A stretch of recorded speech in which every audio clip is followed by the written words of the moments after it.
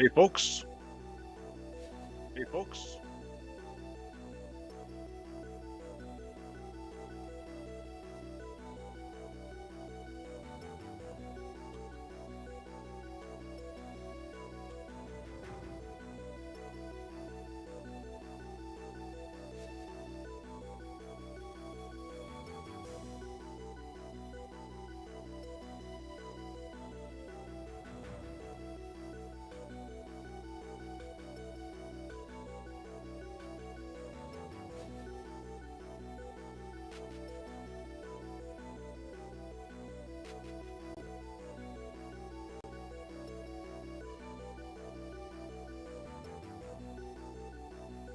Let's begin.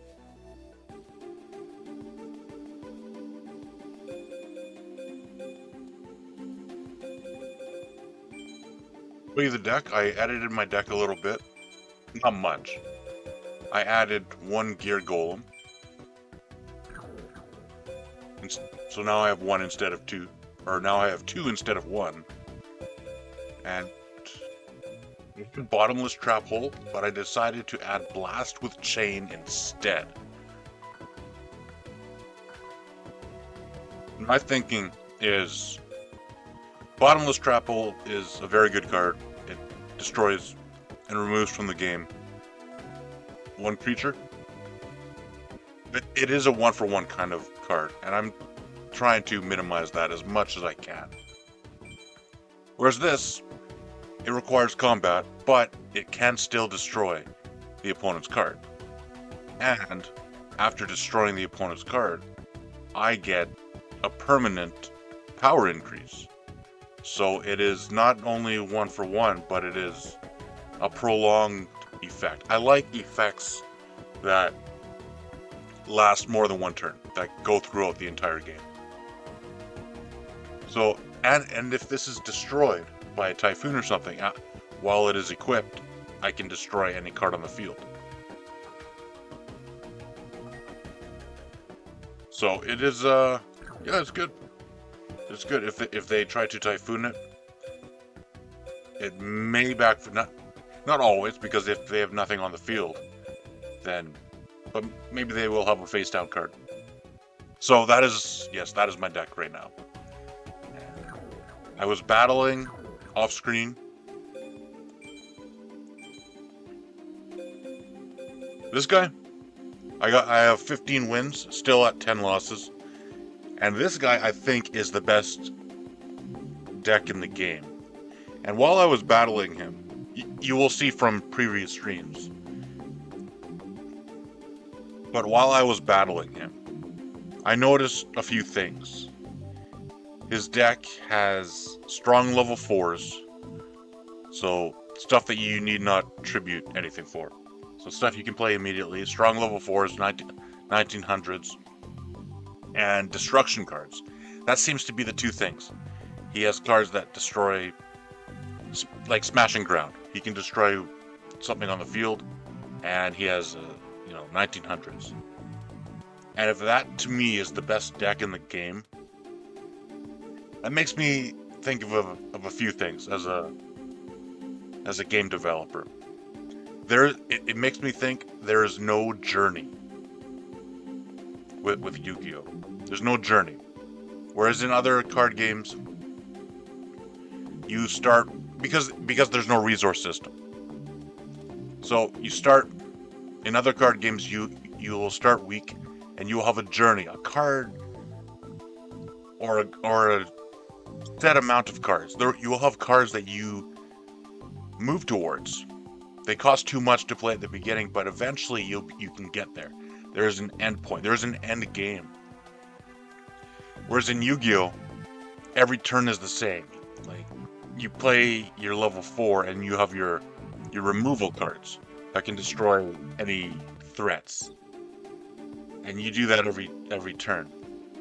So you'll play your level 4 and you'll play your trump cards. And so it is a perpetual middle game, I would think. Usually there's in chess, there's setup, middle game, and end game. Whereas in Yu-Gi-Oh, there seems to be no end game.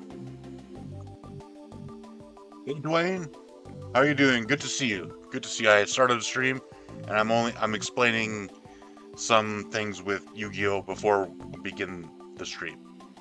This is the most difficult opponent I have fought, the Goblin King, level 2. And I've fought all these level 3s, and he is more difficult than all of them. So this is the more aggressive deck. You play your high attack cards and your destruction cards, and there's nothing really to look forward to in that deck either. So by turn 1 you play at 1900 and you play a trap hole face down or something. And turn 10 is the same. You'll play at 1900 and you'll play a trap hole face down or something. So there's nothing the deck works towards. That's why I think a resource system is very valuable. Because with a resource system, you could have something that costs 8 something to play. It is a very good effect. But you can't play it because it's turn 1 and it costs 8. So you have to wait. But it's a journey. It's a point that you want to hit. That eventually you can play that card. And your field will be much more powerful because of that. Whereas the most you can do in Yu-Gi-Oh is you can sacrifice one of your weaker cards to play a stronger one. But that also does not matter because there is so much removal. They can remove it with one smashing ground. They don't. So the high level cards are discouraged. So it's mostly the level 4s and the destruction cards, which is much different than the anime. In the anime, you have Kaiba, for example. He has a journey. In his deck, his goal is to work towards the Blue Eyes Ultimate Dragon, the great beast of destruction or whatever. And it is very hard to defeat because it is so powerful. Because in the anime, it's like smashing ground or fissure or anything that can destroy a card. They don't use cards like that. But in the real game, he could play as Blue Eyes Ultimate Dragon, your great, great card that you've been going the entire game trying to move towards, which is good. It's good to have a journey, have something to go towards. But if all they need to do is use one card, Smashing Ground, or Fissure, or Soul Taker, or Soul Exchange, or Sakuretsu Armor, or Bottomless Trap Hole, any of those cards, DD Warrior Lady, Maneater Bug, if all they need are any of those cards, then it makes you say there's no reason, it's a waste of time to try to move towards your Blue Eyes Ultimate Dragon. Because he'll be destroyed in one card. And it takes you the entire game to get your Blue Eyes Ultimate Dragon. And that is, I think, the fault of no resource system. And also too much destruction. I think cards should not be easily destroyed. For example, in Pokemon, you don't have cards that can be destroyed in one card. You have an HP system. And with that HP system, you decrease. You have cards that say decrease their health by 10 points. Or by 20 points. Dwayne says, you're doing alright, you're slowly measuring the game. How do events work and how do you make missions? Also, I'm looking forward to how to make NPCs that can give people weapons and medicine. Yeah, that is... RPG Maker is quite complex, Dwayne. There's a lot going on, and I would need a dedicated stream with RPG Maker open to be able to begin doing, even thinking about stuff like that. But maybe I could do an RPG Maker stream sometime, and I'll be able to help you then. But without RPG Maker open, I'm afraid I will not be able to do much, because I'm only remembering off the top of my head.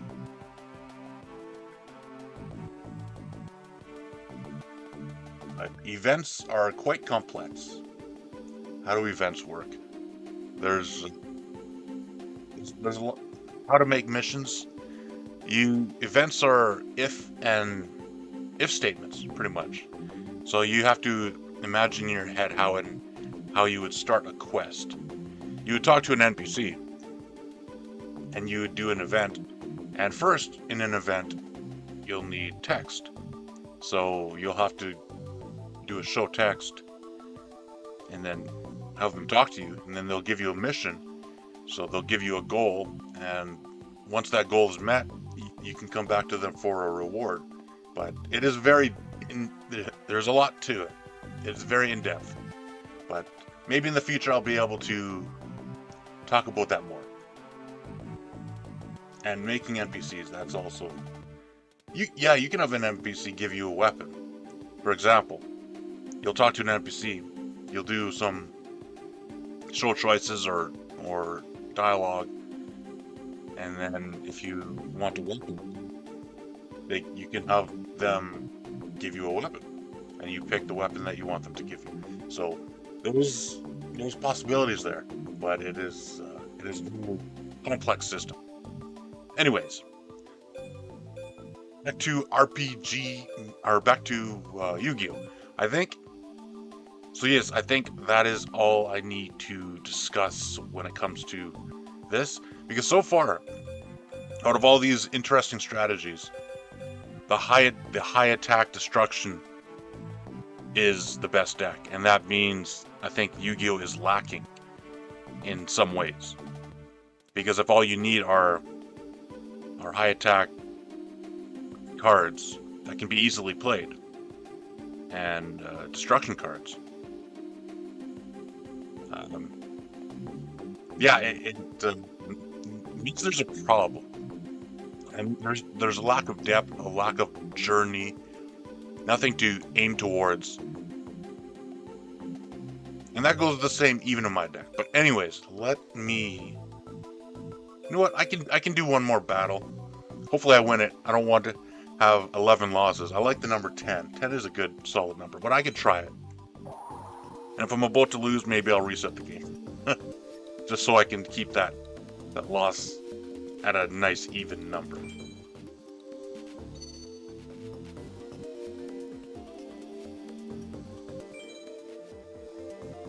Maybe I could demonstrate some of these things. Hopefully I get in alright. Yeah, it's alright. I'll start with Gear Golem in defense mode, and that shall be all. Now his defense is high enough that he can block the Goblin attack force. Not DD Warrior Lady, of course. The first card they play is a destruction card, and then drop power. He'll remove, destroy both of us. Set 2 cards. Draw, and I will play the Muka.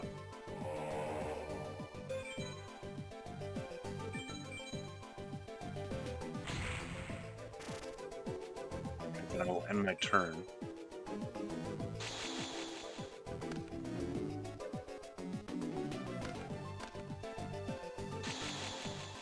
You are on the defensive now. And I will play this card.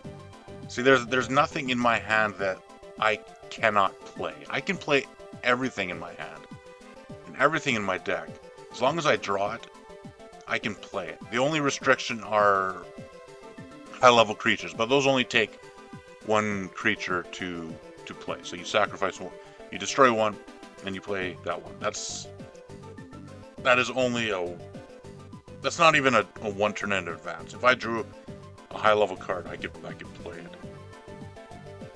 Whereas other games have a resource system where you have to think, okay, 4 turns ahead, maybe I can play this. So you're thinking ahead. You're thinking in 4 turns. So this is somewhat like destruction. It can have other effects, prolonged effects, but destruction, power up, card replacement,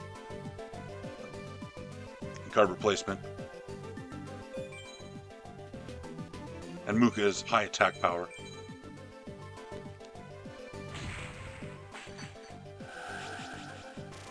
That is a card replacement.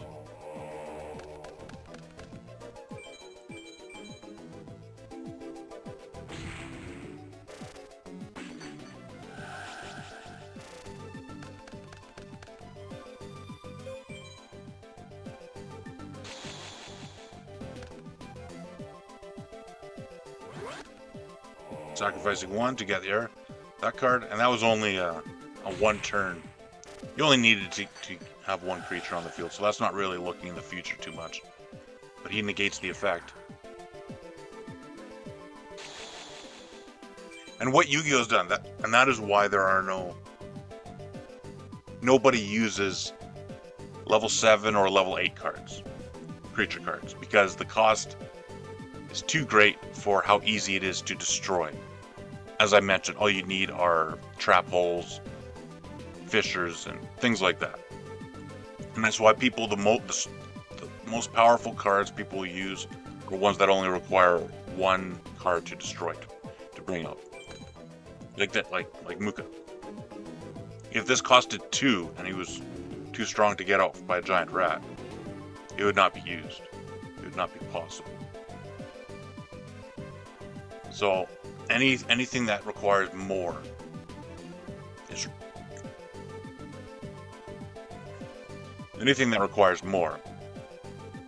is not counted, because there's a bar, and that bar has to stay in the middle. There cannot be much deviation. Your cards cannot be too weak, otherwise they will lose out against the 1900s, the 1800s, and your cards cannot be too strong, because if they are, they will cost too much to play.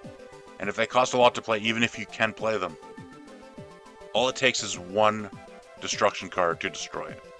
Like DD Warrior Lady. It can destroy anything. So you cannot have things that cost too great an amount. DD Warrior Lady could destroy a Blue Eyes Ultimate Dragon. So yeah, there's a middle bar without much deviation, and the power levels must stay in that middle bar. So there's not much wiggle room. So there's not much depth. But anyways, I will remove Muka to get the Great Muka. He's the 3200. So he's quite strong. And then they play a trap card, and that destroys him. Yes. Yes, that is the problem. All it takes is one card to remove your powerful card. Alright, main phase 2.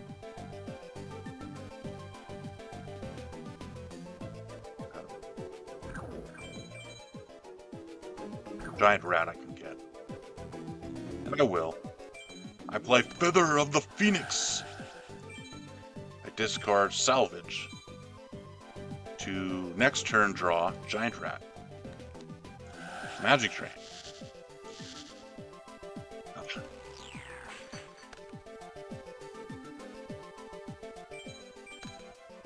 Right. I'll set a few cards face down then.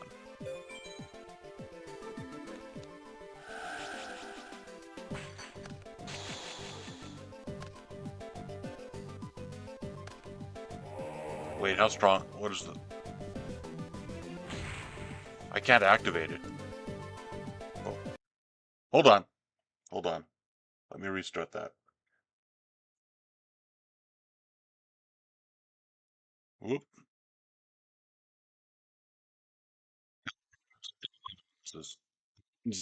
I don't like the number 11. I like the number 10.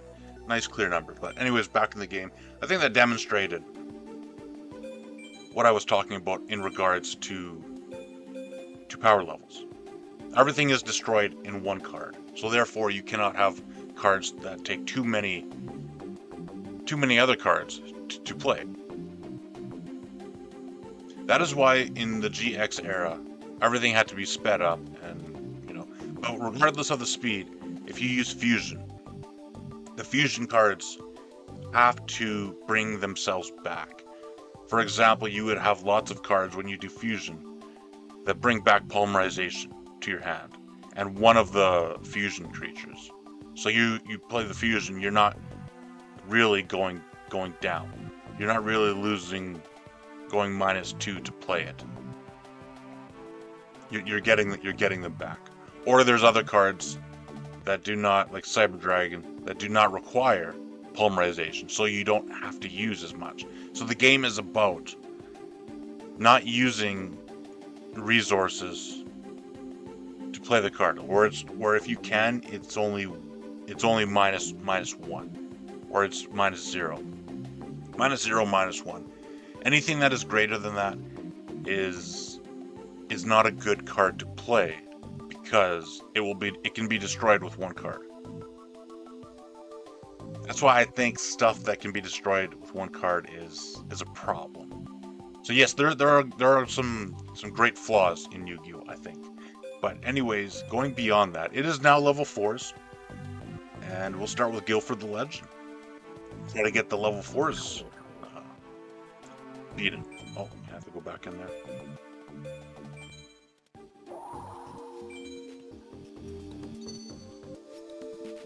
So a warrior deck.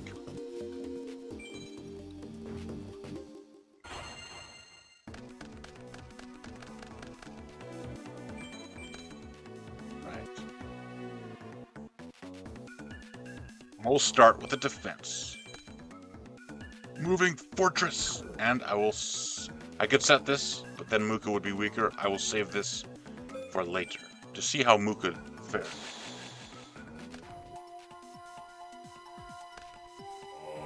Mataza, I'm afraid you are not strong enough to get past my defense.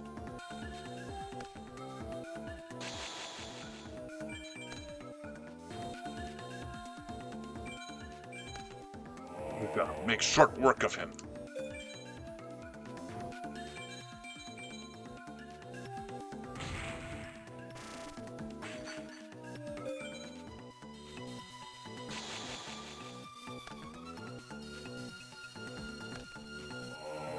Oh, that is stronger.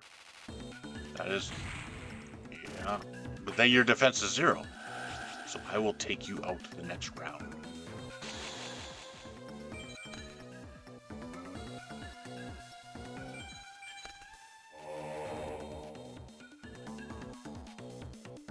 Activate the effect. Oh, yeah, that's this card. No, I shall not activate your effect.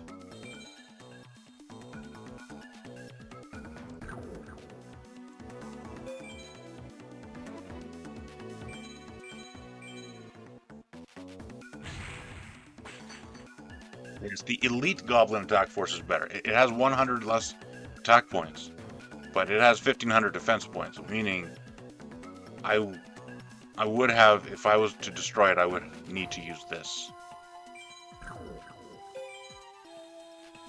But now that Muka is not in play, I can spend a few turns setting some resources, setting some trap. Destroyed one.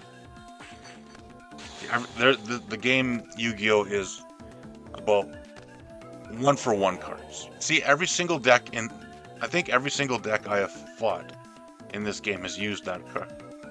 That DD Warrior Lady. Every single one. And that is a problem. The cards should, that's another thing. This is an Earth card. This is an Earth card. That's a dark card. That's a light card. No, it should be dark, but cards have different attributes, but because of Yu-Gi-Oh, the way it works, attributes do not mean anything. Whereas in other games, you will be limited to what you can do with attributes. For example, a good thing to do is you pick your attribute, and say you pick Earth. You can only use Earth cards. But you can do every single attribute in the game. All the different attributes, all the different types, there are no restrictions. So you can put the most powerful cards. That's what Yu-Gi-Oh! Seems to be in this era. It's power cards and destruction cards. That's why this card is in every single deck. I remember when I was a lad and I went to a tournament, and it was this era of tournament. I know people who did not have used a strategy, it seemed. In my mind, it was not a strategy. It was only cards that destroy other cards like Exiled Force and DD Warrior Lady. So I have a long-lasting grudge against DD Warrior Lady because she's in every deck. And it's not something I like. Anyways, I will play Mirror Wall to cut your attack and force you to use your effect on my Dream Club. There we go. So yes, if I were to later on, if I build decks to face against, I think I will change the rules in this game because I'm playing this as a game developer trying to balance and study and everything. So I would say you have an Earth deck. It has to be all Earth, but other games have mixed attributes, but the mixed attributes are harder to play because you're mixing like in MTG. You'll have a blue deck, or I don't like blue. No blue. Anyways, you have a white deck, and say you wanted some green cards. You need to get green resources to play those green cards, and those are harder to get if the weaker color, the less dominant color in your deck, is going to be harder to play. So I could say you have, for Yu-Gi-Oh, you have Earth, and you can pick one other attribute, but it has to be minor. Or you can mix two attributes at once. So if you are to use DD Warrior Lady, that's light. You can either use it in a light deck, or you can use it in another kind of deck, but then you're restricted to only light cards. So that adds restrictions. Restrictions, I think, make the game unique. And that's something I need to think about for my own game. Have I seen the anime you told me about? I'm not sure which anime you are referring to. I was reading the Yu-Gi-Oh manga last night, and I did finish Duelist Kingdom, so that's exciting. Now I need to get through Battle City, and then finish the series off. Yeah, that was a long time coming. I'll pay the price, pay 2,000 life points to keep the mirror wall in play. And by doing so, I could do one of two things. I could prepare this, or I could prepare this. I think I will prepare this because this is more fragile. And I know you have Goblin Attack Force, and its attack being halved can still get to 1150. So I will use the Unicorn card to strengthen it.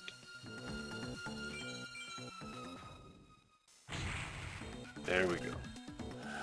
And he gets stronger, he gets up to 18, and with Mirror Wall protecting me, that can survive any attack.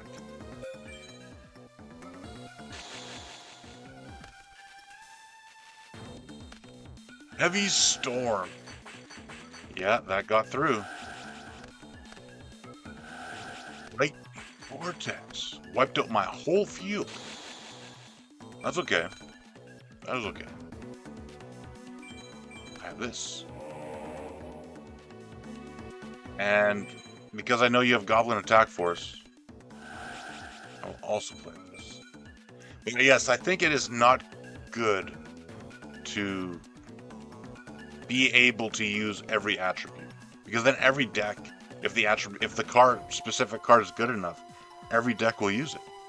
And if like Pot of Greed, if every deck has Pot of Greed, and if you see the same card in every single deck that you face against, it becomes to mesh together, and then the decks lose their identity, their uniqueness, things that set them apart from other decks.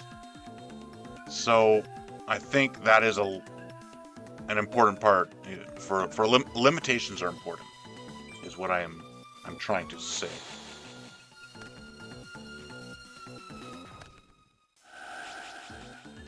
Goblins are back. That is why I have the horn.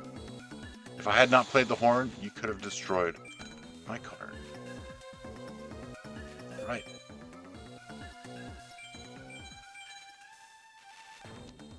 Big goblins in defense mode. They have no defense points.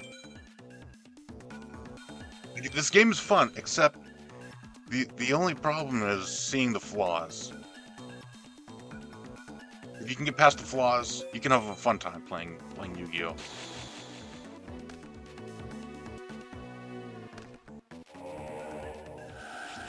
Marauder. Okay, you do not have anything else to play. Good. Because if you had two Marauding Captains, I think that would be a wall that I cannot attack. Yes, it would. It would.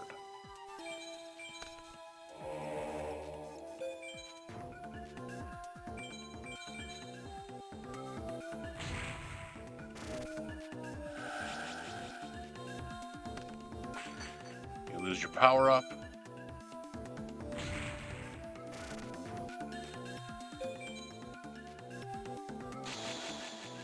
So yes, I did want to dedicate at least one stream to mention what I think are the faults of the game. Because as a developer, I need to keep these things in mind.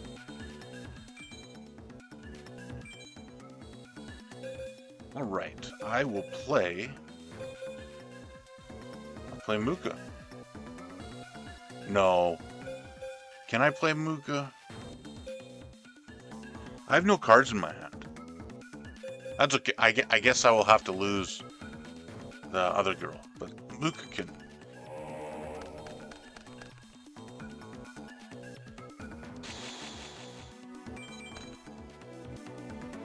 And now Muka is 1600.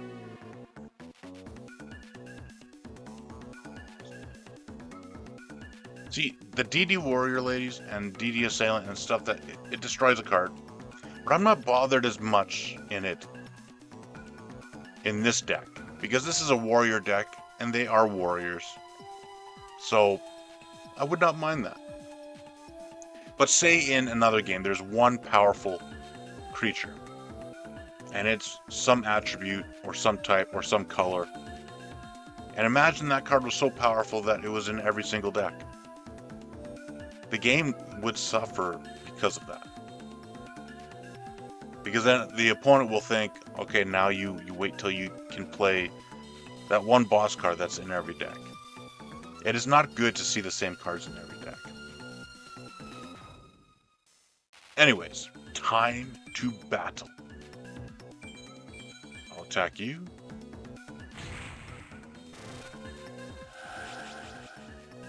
Discard your card.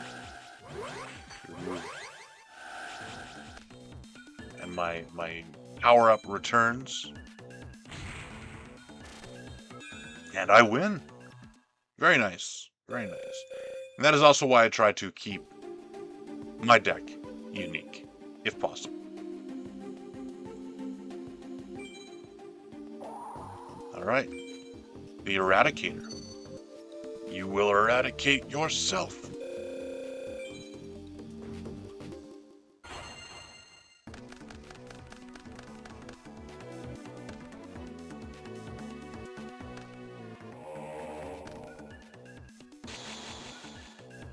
$1,500, alright. Muka, 21.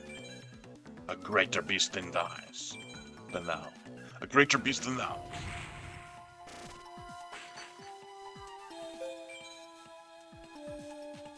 Alright, I can play another card, but I will restrain myself.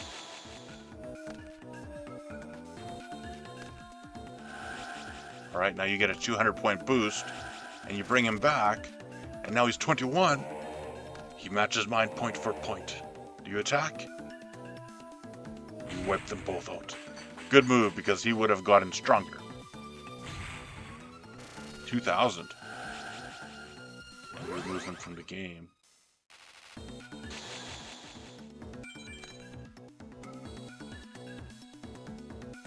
Alright, I will play Giant Rat.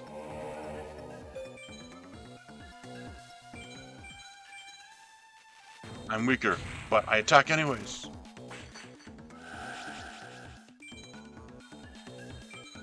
And then I can play Great Muka from my deck with a devastating power of 3200.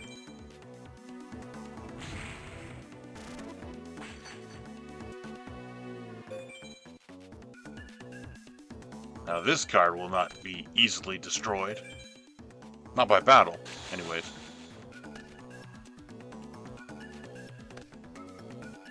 Defend. I'll make sure defending is all I can do.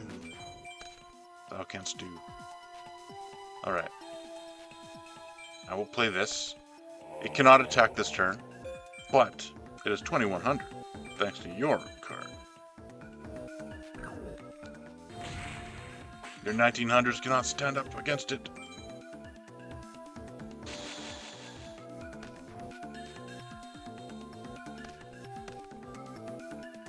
Prepare to lose thy hand, and thy face down card. Just Tornado! Destroy the card you just played.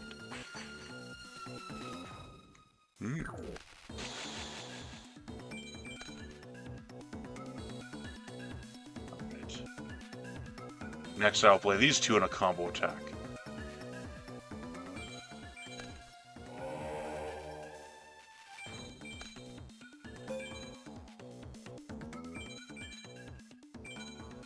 Attack directly.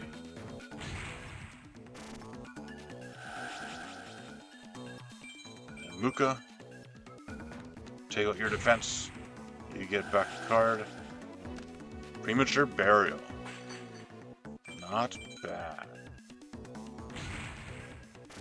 Now you discard a card. And you discard Premature Burial. The Tormented Ladies have destroyed thy plans.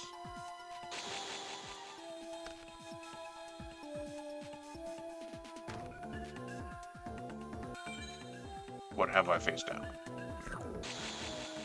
Good.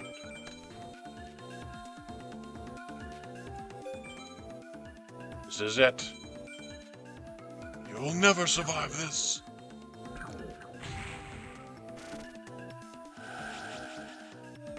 There's 21.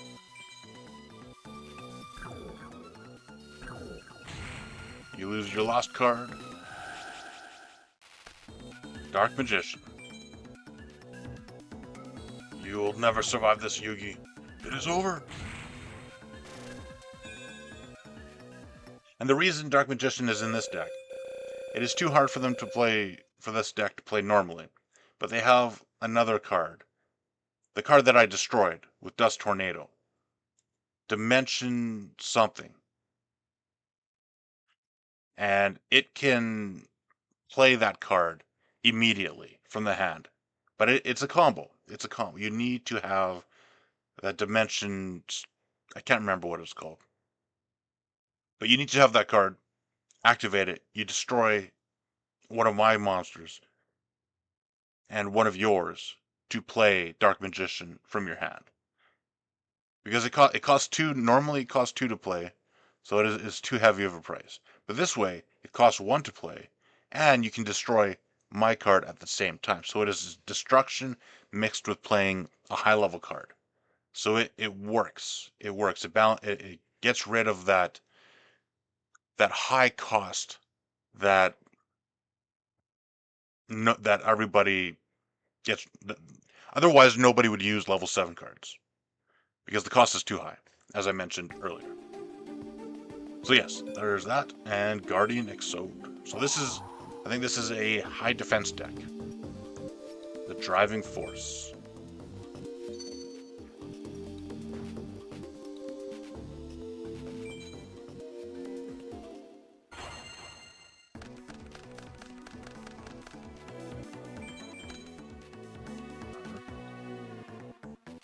Since you're a high defense deck, you will probably not attack me.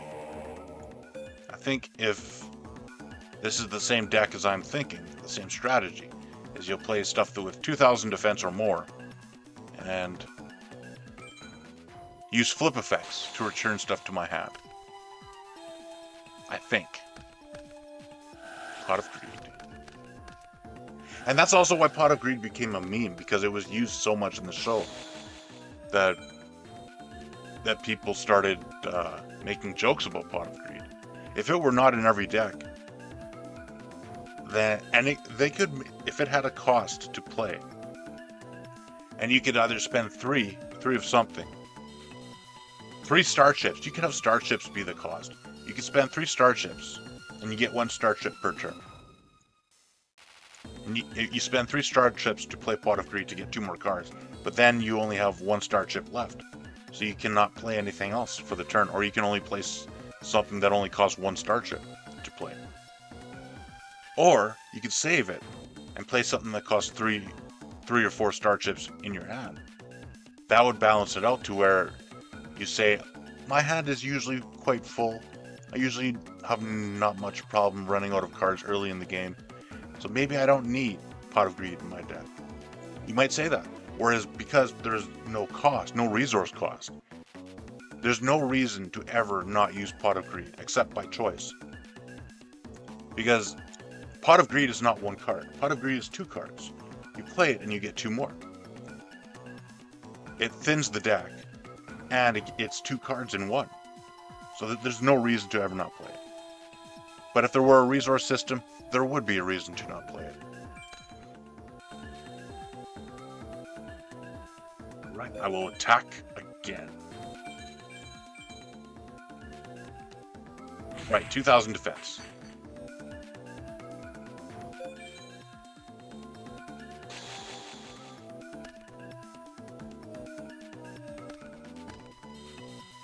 Face down. What is that? Rock Bombardment. So you inflict 500 to discard your boss creature. And you notice this is 4,000 defense.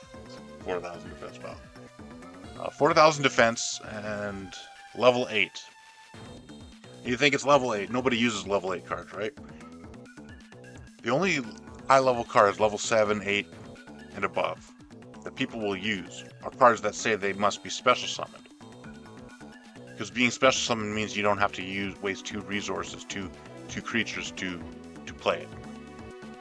So that these cards get around that, while still saying level 8. It can be any level, it does not really matter. You can be special summoned only when you have 1 card on your field with the name Sphinx. And so you sacrifice 1 creature. So it says level 8, but it's really not a level 8.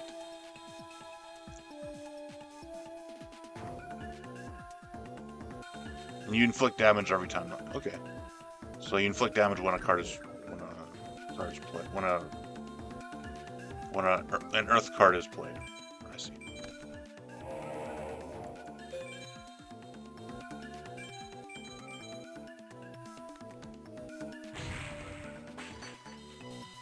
What is this?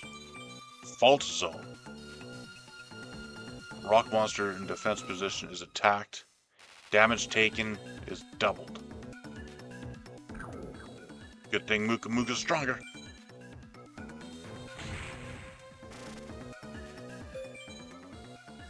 And I also have my Moving Fortress card, which can attack directly, which could be a benefit later in the game. Another Rock Bombardment. Interesting.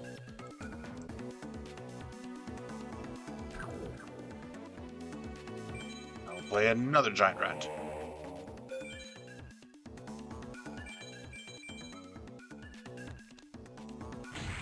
Yes, your 2,000 defenses will not stand the Great Muka, or the regular Muka, nor the Great Muka.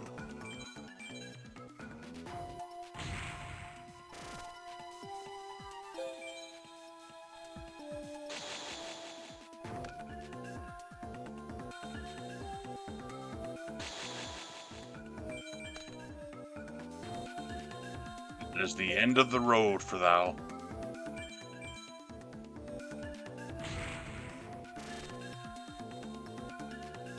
$2,700. 2,700. Muka, finish him off! You were not able to build your strategy because I had something over 2,000. That is a tough thing. That is a tough thing to get past. You needed some destruction cards, I think. If you had some destruction, you may have been able to do so, to get your strategy moving. Yeah, destruction is hard to avoid, hard to not include. Because if somebody has strong attack points, and you cannot match it, what other way can you fight against your opponent except by either having something that can match the attack points, or by destroying? Whereas in other games, when they have something strong and they attack you, you could have weak stuff and you could block the attacks, which will stop you from taking damage. But then eventually you'll run out of those, so that can be a problem. But on the contrary side, if they attack, they cannot defend on your turn. So then you can attack with your weaker stuff, and you can get through. So you can still win. They can have a strong card, but if you have greater numbers, you can still beat them. So that is also something to think about. Whereas in Yu-Gi-Oh, that is not the case. When you attack, you can defend on your opponent's turn also. So I think I may start, after I'm done playing this game, in the future, I'm going to stream other card games also, to see the differences between Yu-Gi-Oh and other card games. Because I'm building a card game, so I think it will be beneficial. But we shall see. Alright. Dark World. The Hellish deck.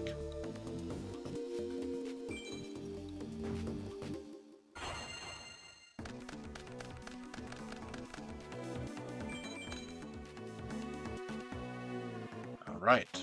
Iron Blacksmith Kotetsu. And I have only 2 equips in my deck. I have this equip, and I have Horn of the Unicorn. But I like this because it can get either one. And so it replaces itself with 1 card. It can get either one. So I'm a fan.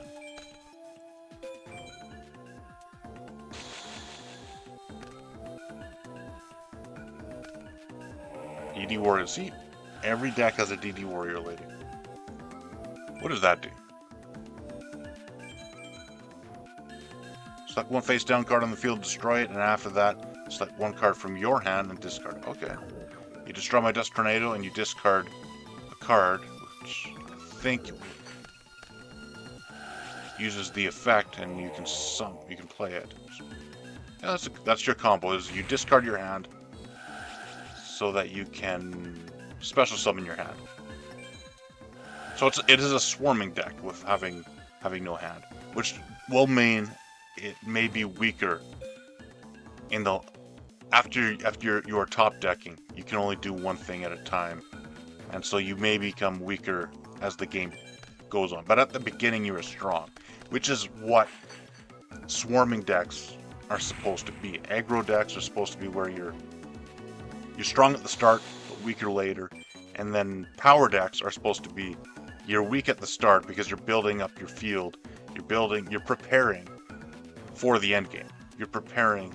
There's not really anything like that in Yu-Gi-Oh, but if there were, it would be you're preparing. You're weak at the start, but you're strong later. So it goes against aggro. It is the opposite of aggro, which is quite interesting. Play Ekibyo Drakboard, and I will stop your ladies.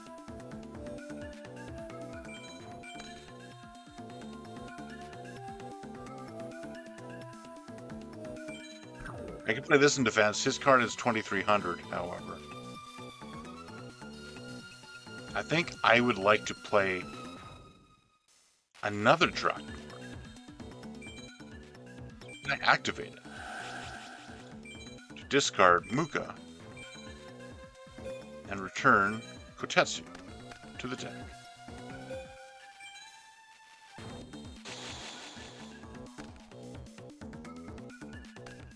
Heavy Storm, no!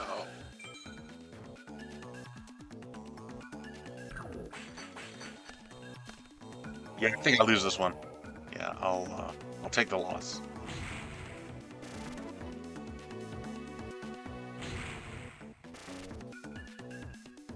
Yeah, the game is aimed around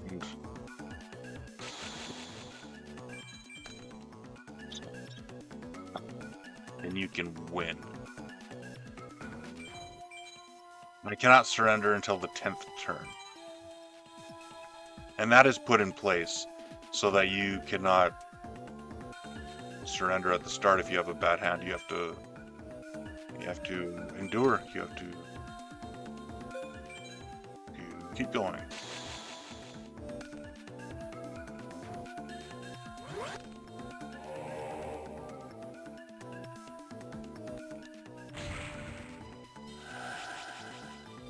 And though that is a one tribute card that you saw, he tributed one.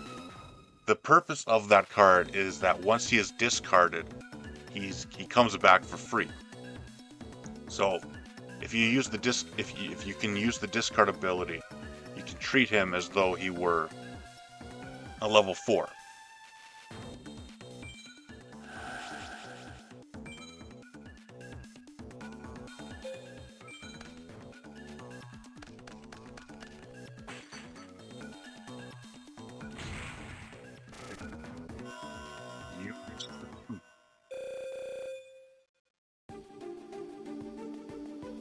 Let's try that again.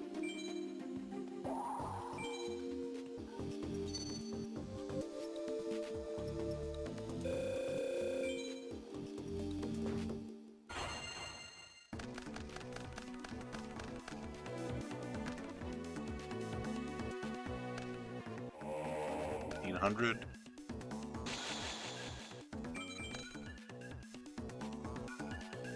And I will start with extermination. No, I will exterminate your face down card. What was that?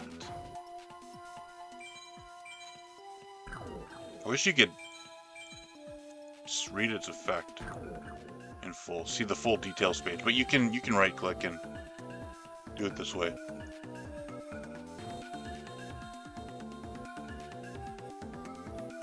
Special from your graveyard. Really? It's also Monster Reborn?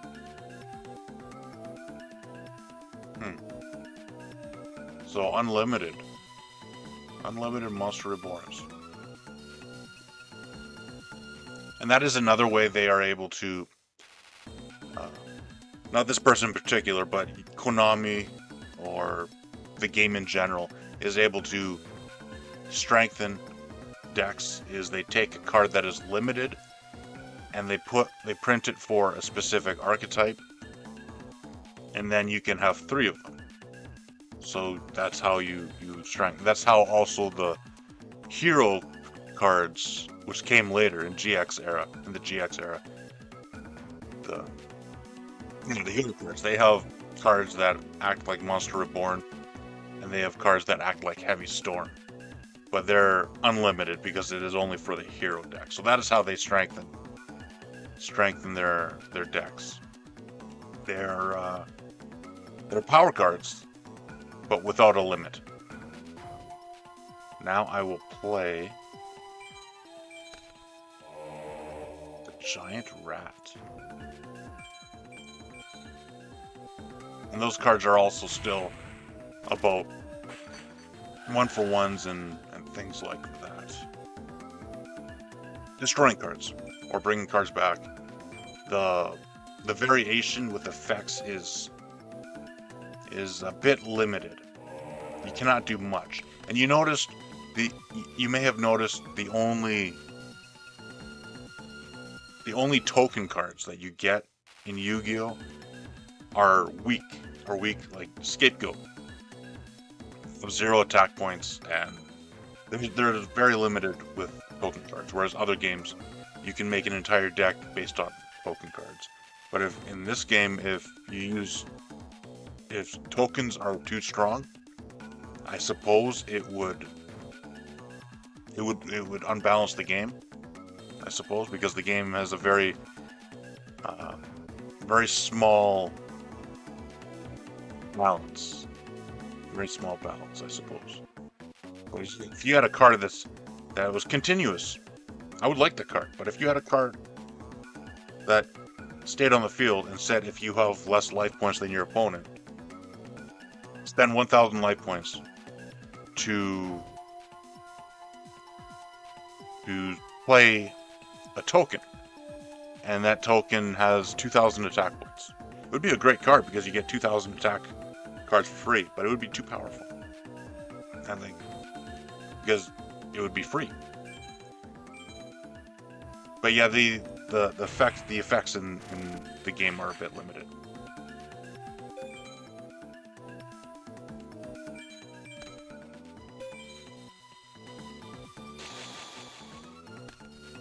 Effects in other games, such as increasing your, what is that? Such as increasing your resources. Like you get one extra mana or something. You have no cards like that because there's no resource system. So the game has some weaknesses. I'm guessing that destroys a card. Then you discard from your hand.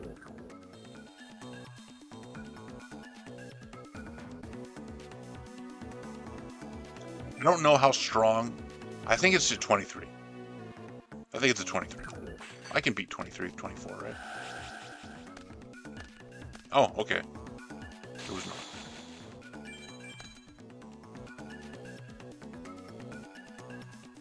It was a 14.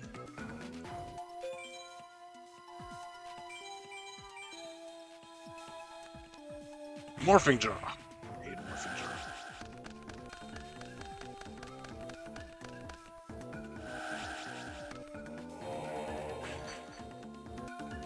Man.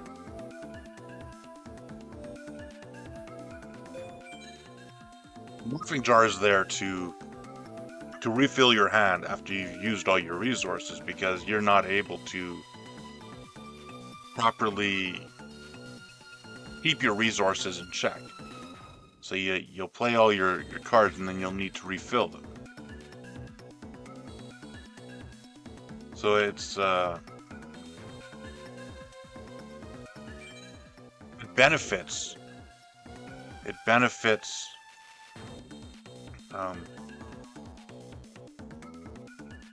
It rewards misuse and lack of restraint and lack of controlling your resources.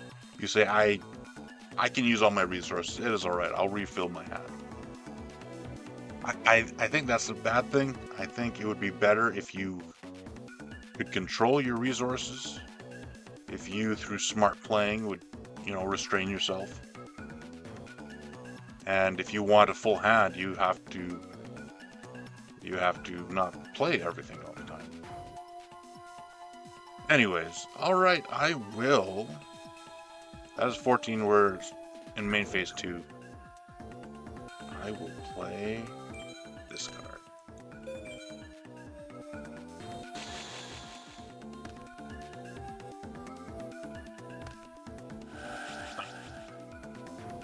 I hate that card. You get to play a boss card and destroy your opponent's card at the same time. Your opponent loses their card and you get a boss card. I hate that. That card, I think you win because of that card. And if you do, that is cheap. I have 7,600 life points. You should not be able to do that. That is one of those what people call swingy cards. Yeah, that's not right. Where you can win the game with one card. I had almost 8,000 life points. No, that's not. I don't like that.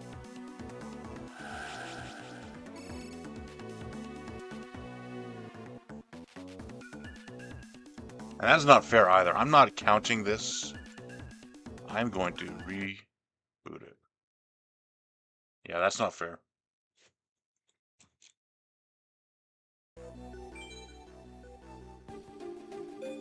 I do not know why that card is around. Exists. Smashing Ground, which destroys one card, is limit 1. Why is that? Why does Snatch Steel exist? Because it not only destroys one card, because your opponent loses their card, but you get a free. It's like Smashing Ground mixed with Monster Reborn.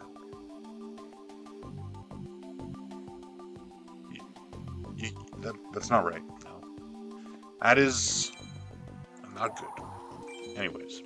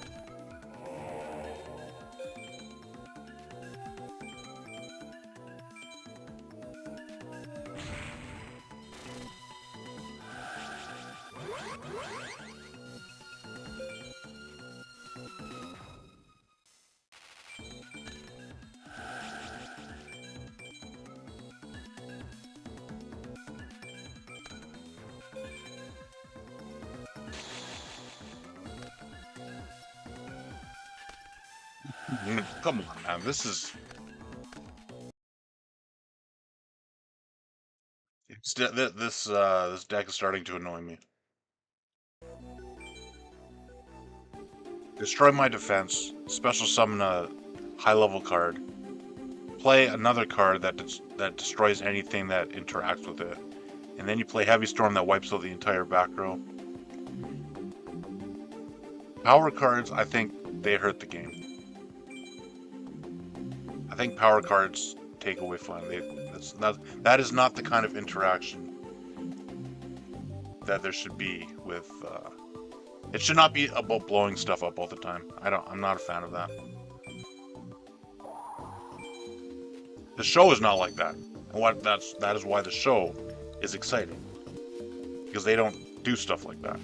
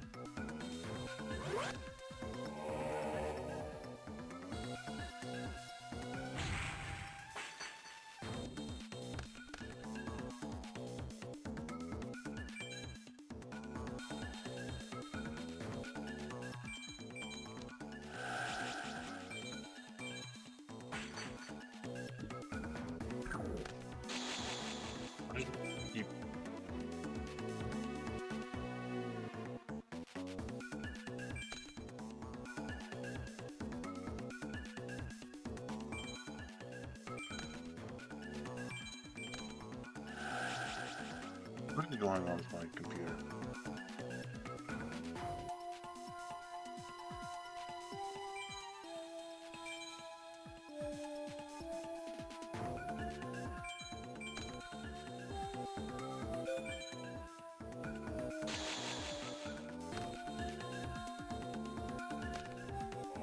Another one? Isn't that limit 1? Why is there so many of those? I'm tired of seeing that card. I see that card in every deck I fight against. And that is also why things should not be in every deck. You should have rules in place. Like in Magic the Gathering, I'll say the name. Magic the Gathering has rules. It has a light card. You can only use that if you have light mana. You should not use that in every deck. That is bothersome to me. Anyways, I don't want to get too upset.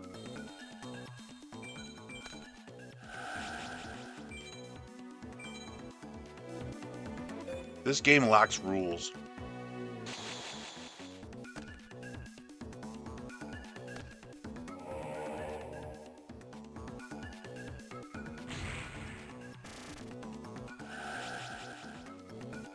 What effect do you have? I don't want to know.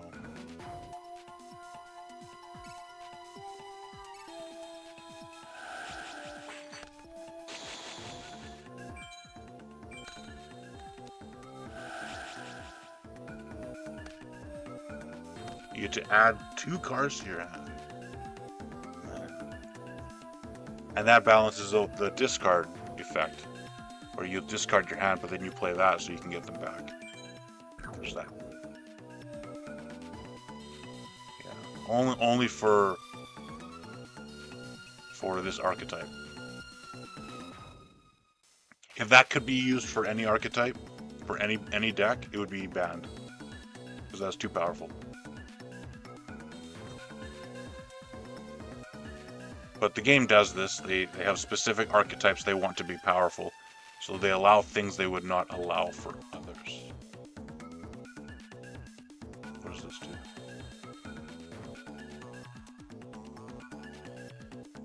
You can select 1 card in your hand and discard it to the grave. Okay. That is alright.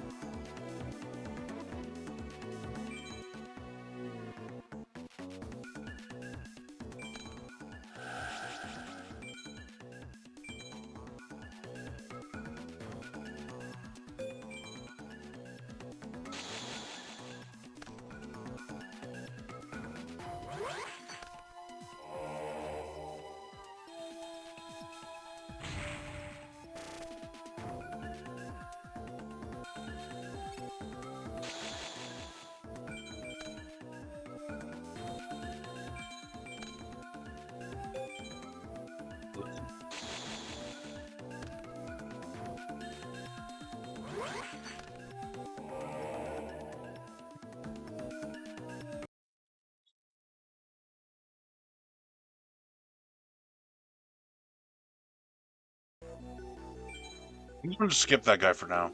No, I'm edit my... There's not much I can do with my deck. Unless I want to go down the same route they do with putting a bunch of destruction and stuff that's not fun in the deck. I could put 2 bottomless trap holes.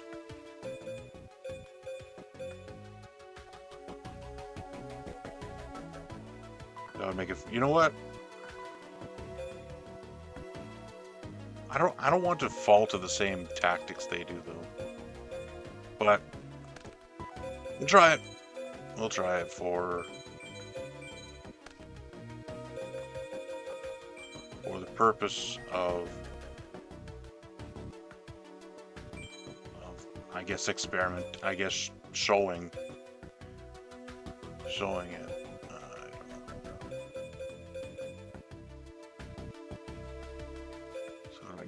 Get rid of 1 giant rat. Let's see. I like Kotetsu because I stop showing the Windows icon.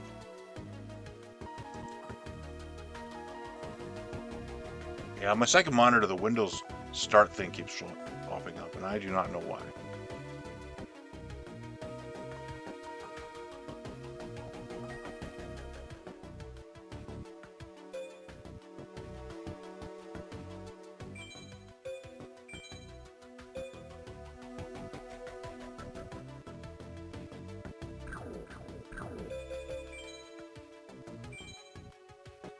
Trying to make this deck not be like the others.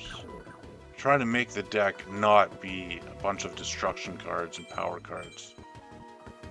That's why I have Solemn Wishes, to try to aim towards a goal. Because with Solemn Wishes and Cure Mermaid, I could make this Mirror Wall have a greater effect, which can also benefit this card and everything, I guess. I don't know. I'm trying to do something different, but this game is not letting me.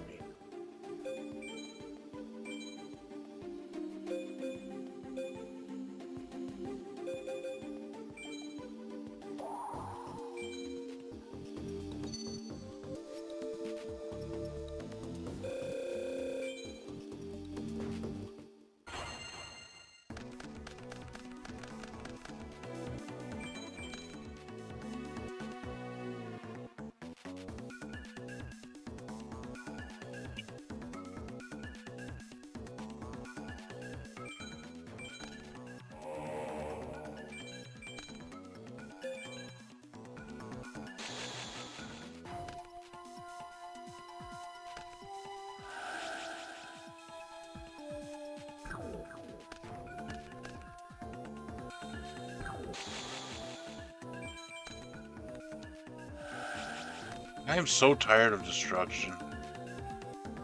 Every card has to destroy something.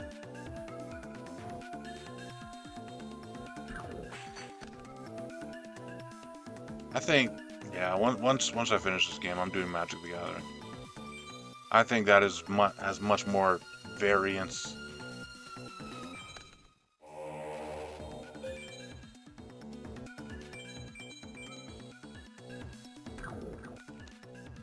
Look at that. The first card you play is Deed Warrior Lady.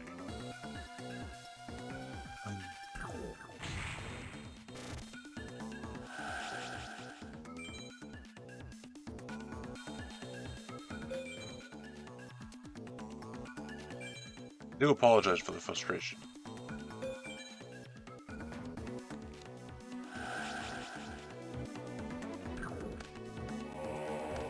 Destruction and special summoning.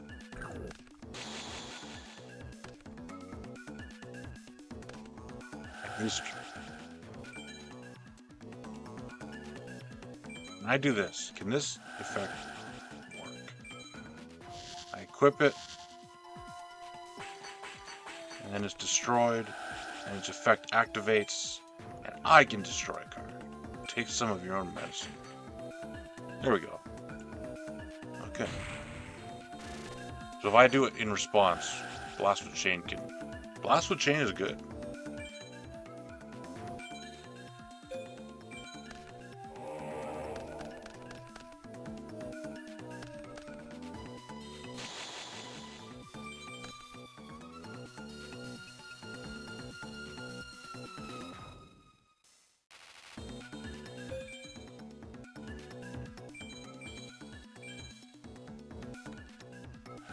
Destruction card.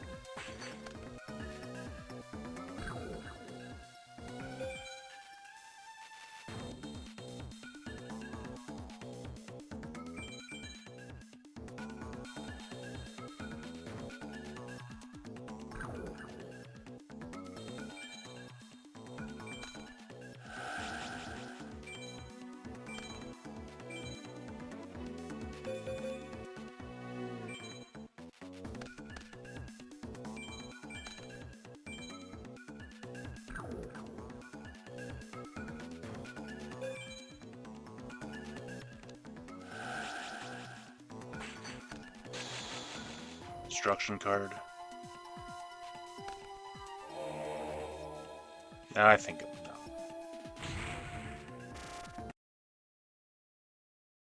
no. Okay, I'll beat this guy once if I can, and then move on. I'm not, you know. I need to beat him one time. Then I'll beat him more times off screen, I suppose.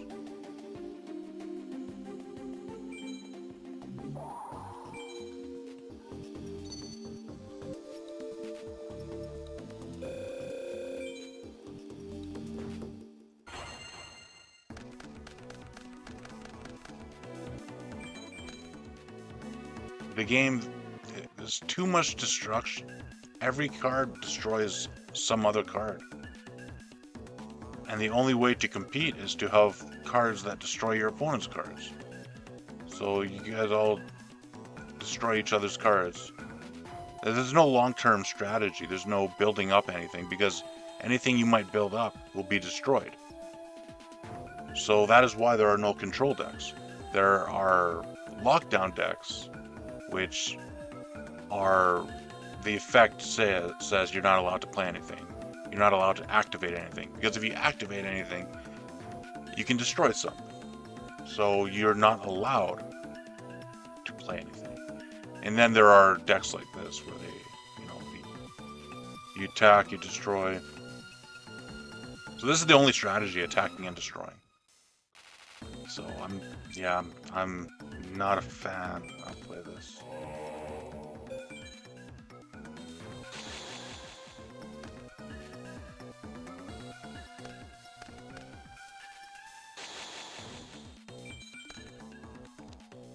I was going to say, how much you want to bet that's, you know, Sakuretsu armor or something, but yeah. It's the first card that was activated is destruction.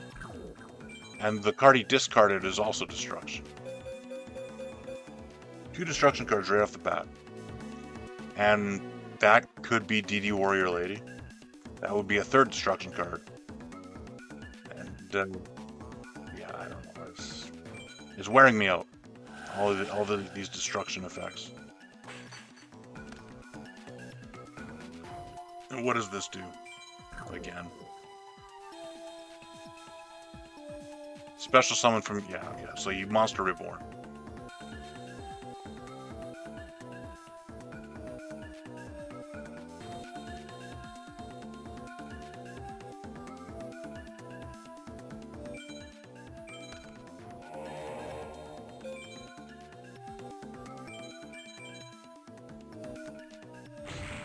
Yeah, wipe out my hand.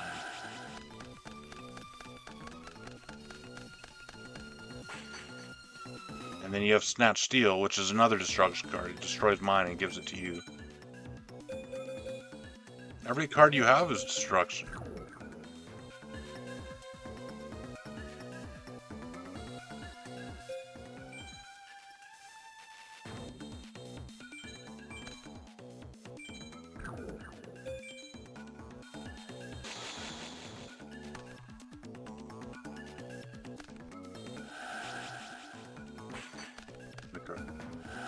And special summon, yeah.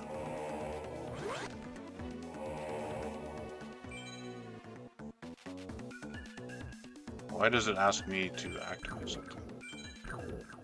Cannot activate.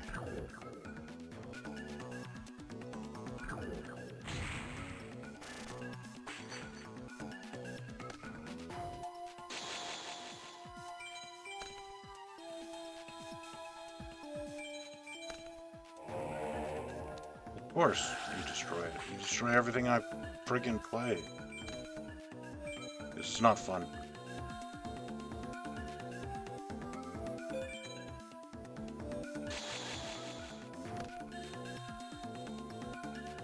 It's almost like facing a blue deck where they just negate everything.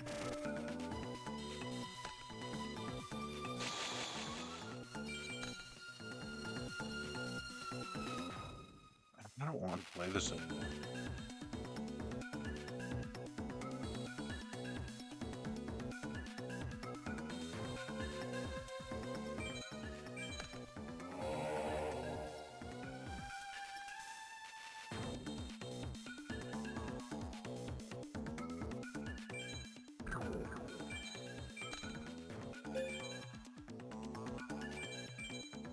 DD Warrior Lady? Nope, Magician Face. You're good with construction. Let's not steal. Look at that.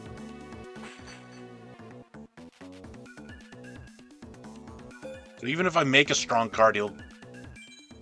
I hate this game.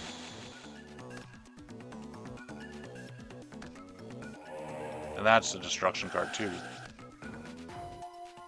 Oh look, you destroyed my card.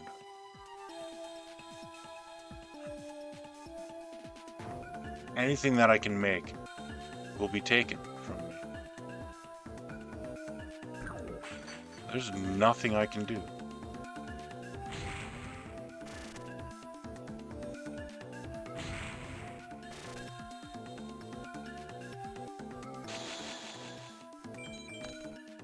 Yeah.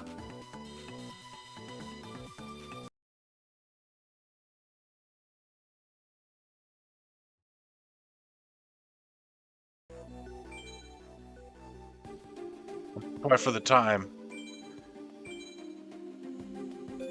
this deck was considered one of the greats because, yeah, the Dark World deck was considered one of the strongest because that's what it does. It destroys everything.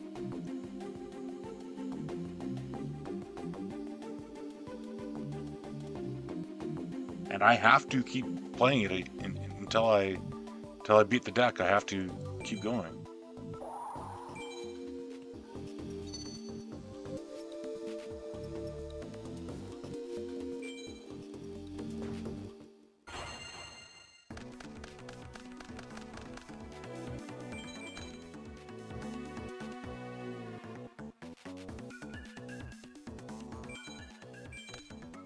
How many cards will he destroy on his first turn? You destroy them all?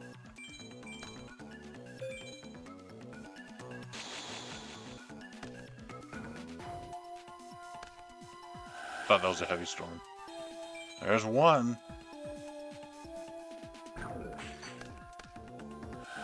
And you special summon.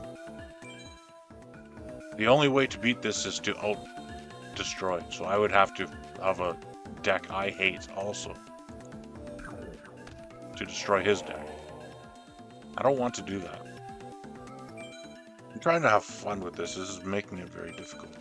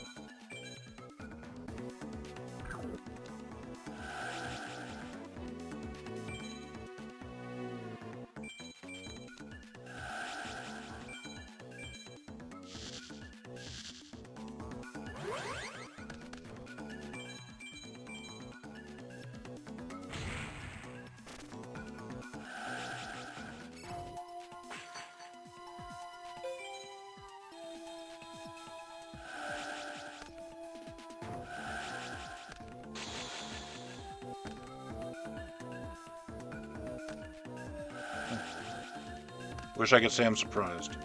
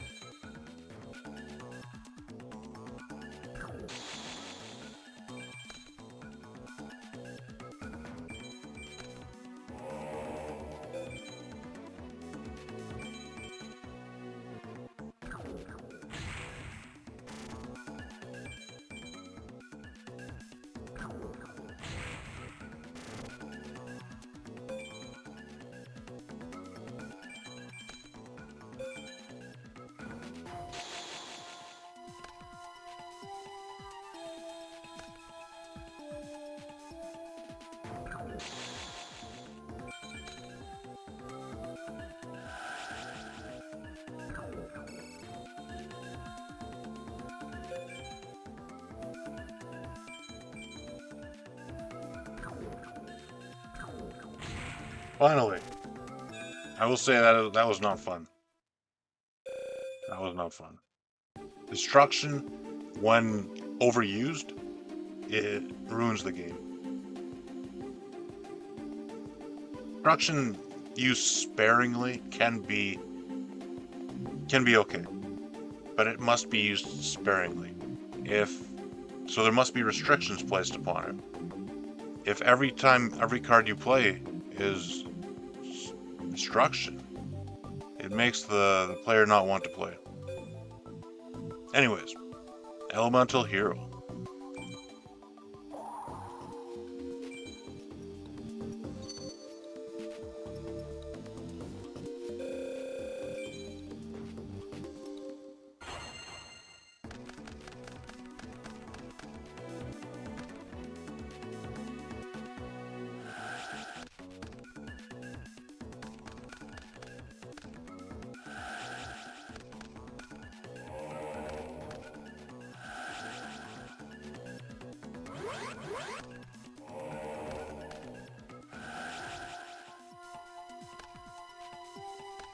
So you get 2 back to replenish your hand. And I have no creatures. How do I can't win. It's the first turn and no, I have to start over.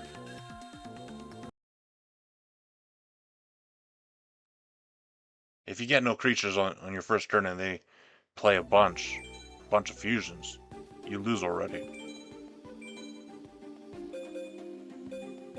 And that's why it is harmful to have such a fast game. Even in old Yu-Gi-Oh, this is a fast game where you can play a bunch of creatures, and if you do not get a good hand or even a sufficient hand, there's no time to catch back up because the game is over on the 3rd turn.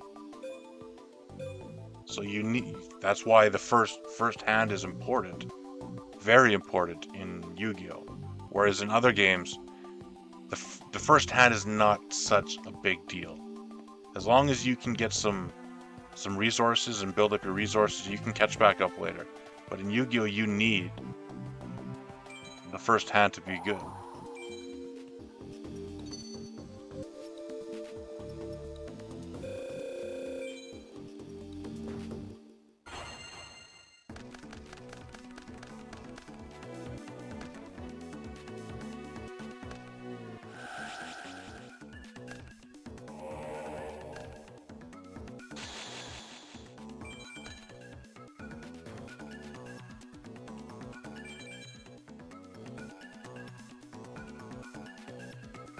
So elemental heroes, when they attack, they get 1,000 attack points if they're weaker than you. And that is strong. Only on their turn.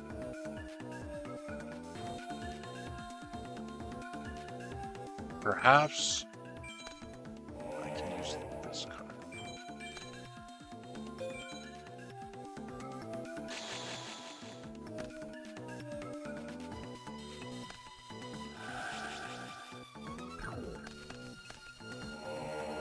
Before. Do you destroy it? Wow.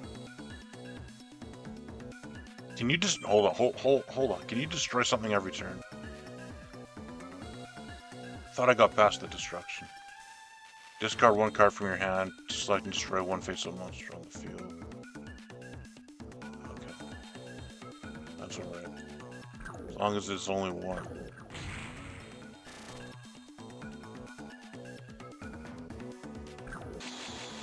This is only a monster. Then I will play this and see you in 2 turns.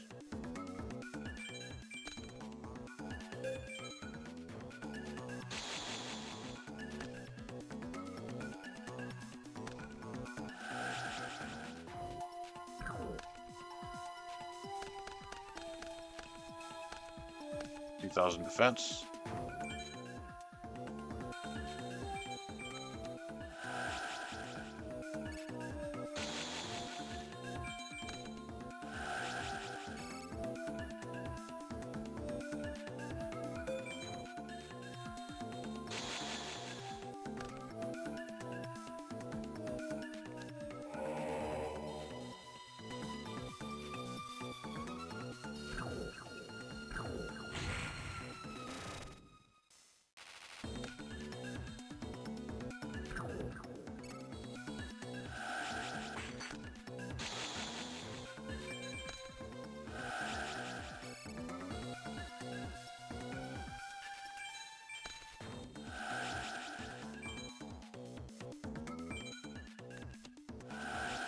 Where's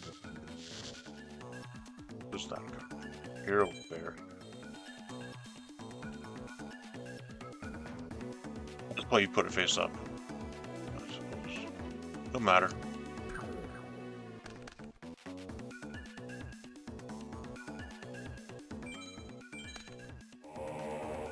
I think I do not need to feather the phoenixes.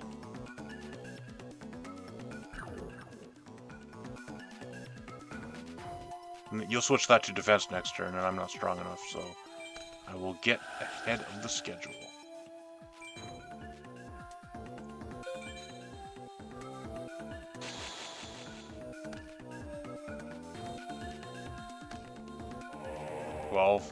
You can attack to go to 22. That is why I have Mirror Wall.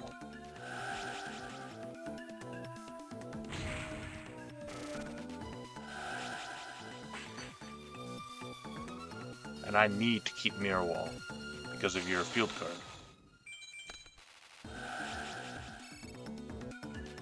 I have another Mirror Wall. And I did draw Bottomless, which I added to my deck due to frustration.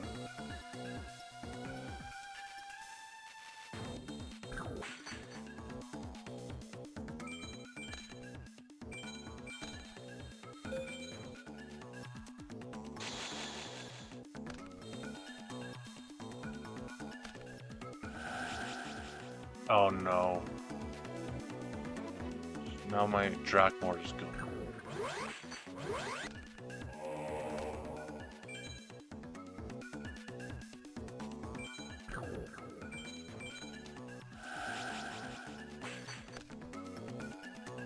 I'm not happy about using Bottomless. I need to take it out again.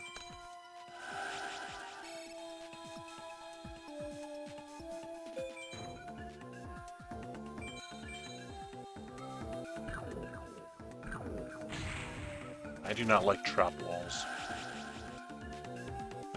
Trap wall being a bunch of cards that you can use to destroy, negate, or stop anything. Where no matter what your opponent plays, you can stop it. It's not fun to play against.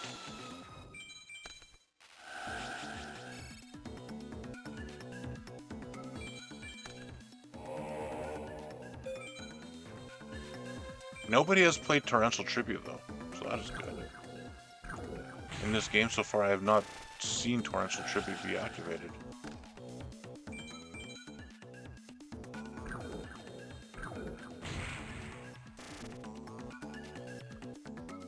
But getting rid of that was good, but I know that hero cards have stuff that can, like Monster Reborn type cards that can bring it back. So we shall see. But if all goes well, then battle should be over. All right. Mirror.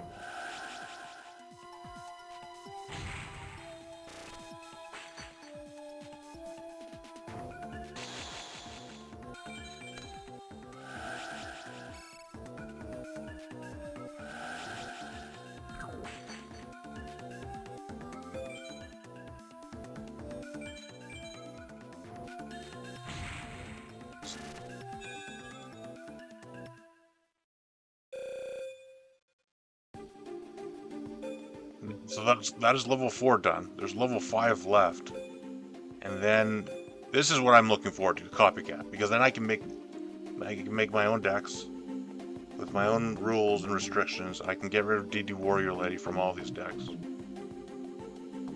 And make my own restrictions and say you can have a light deck and then maybe you can have a few cards that are not light. Or I could restrict you to only being light. One color decks. And then I could have some 2 color decks that say you can have 3 creatures that are not the same color as the rest of your deck. But if you do, they must all be the same color. You can only have a maximum of 2 colors in your deck. Yeah, so I'll And I will restrict the destruction cards. So you cannot. The game will have to change, and it will have to be not about destruction. So we'll see. So, but the level 4 is finished. Now I will move on to level 5. And 1 moment.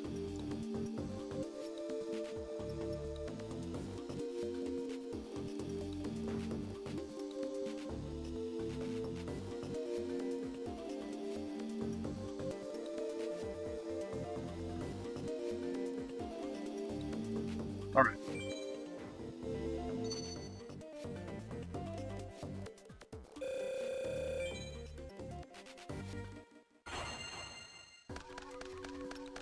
Level 5, the last level. Well, second last.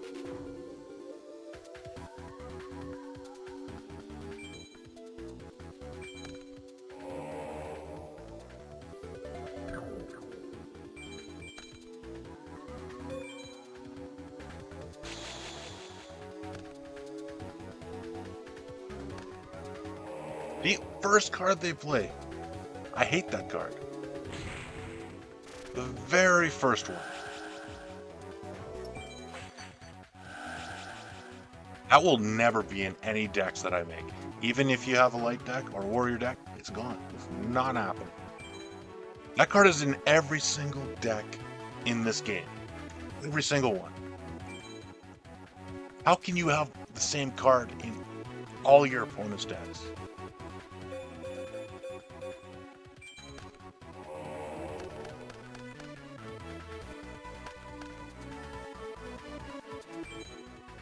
It's like in Reshef having Swords of Light in every single deck.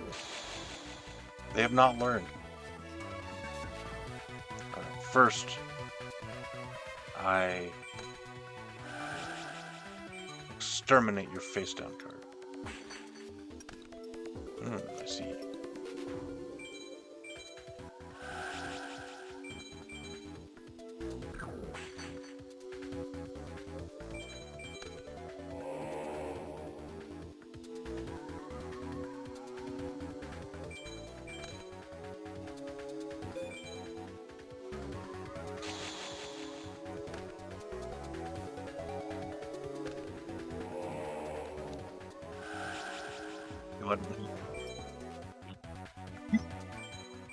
I am tired of seeing her in every duel I play.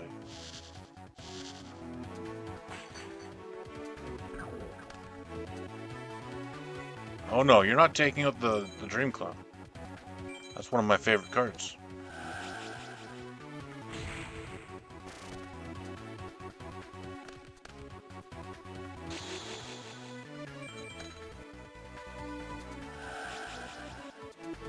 Do I pay? I can pay. It's only...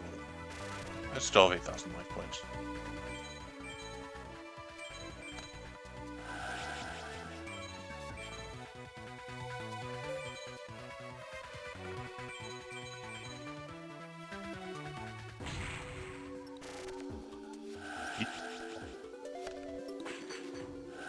Yes, I would like to make the most exciting decks are the ones that are like the anime. Anybody that is a fan of classic Yu-Gi-Oh! And likes making the anime decks, that is proof. Make decks like the anime. And decks like the anime lack all these destruction cards. Anyways, I need to settle down.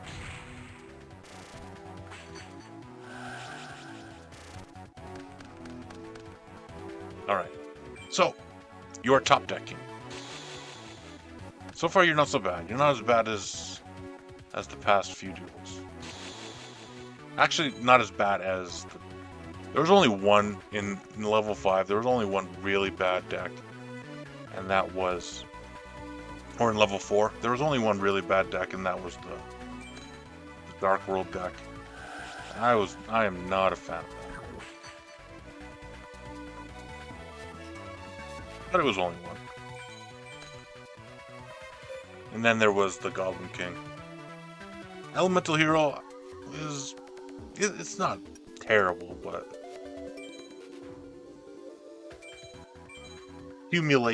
Accumulated frustration from these duels. That's at least I get to see all the animations in the game, and the pixel art stuff, and it can be useful. It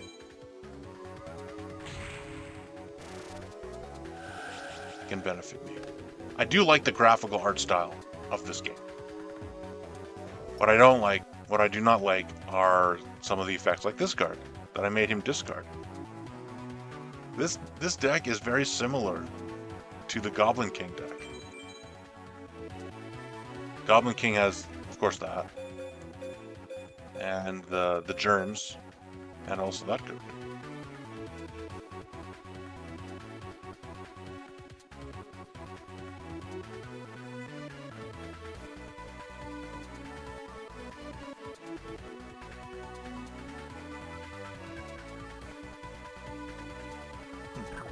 Anyways, that is it for me.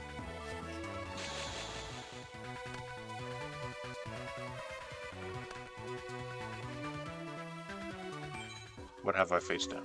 Dust Tornado. I will play it. I know I'm risking it because I know you have... Every deck has Snatch Steal. I should save it for that. But I will take a risk. Dust Tornado.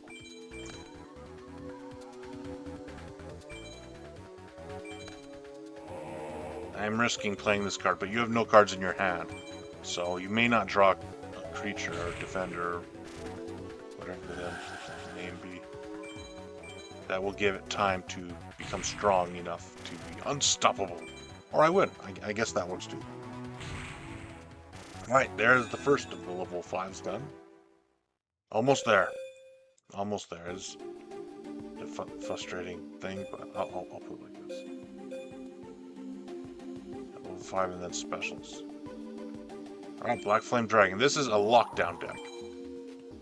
This will negate things so you cannot play cards. But hopefully it's not too strong. Hopefully I can get past it.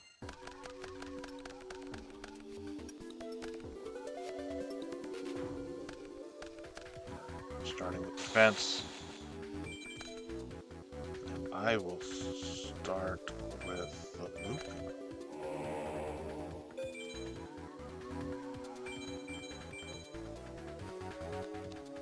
Beat each.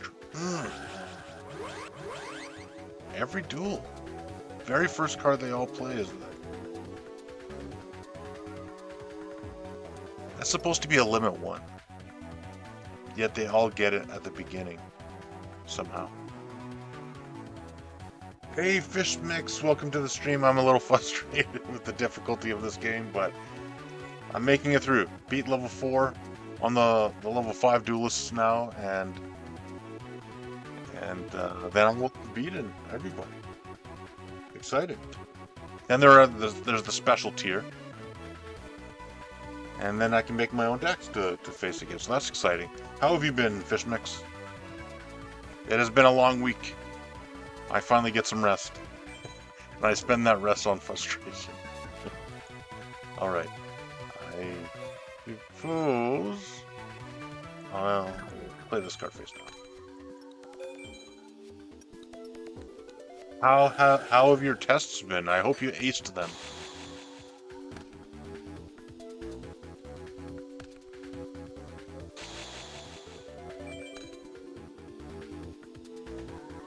Next week, I see.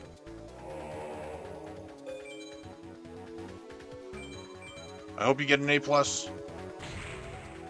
then you can get a promotion. That's always exciting.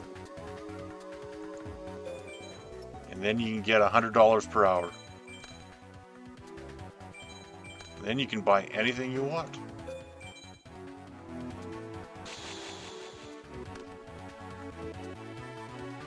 Money make the world a guess, I suppose.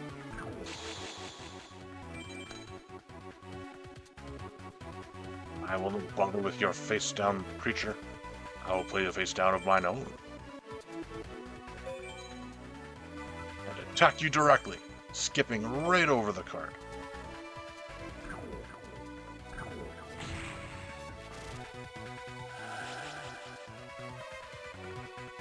I do wish this card, its effect was, not that it would change much at all, but I wish the effect was when the card attacks. After the battle, when it gets 1,000, the way this card works is after you attack directly, then you gain 1,000. And that restricts it. That means you only get the benefit if you choose to attack directly. So if you do not engage in the regular battle, you will not get the benefit, so it discourages engaging in the regular battle. So I wish it could, as long as you attack after the battle, you get 1,000. Then you're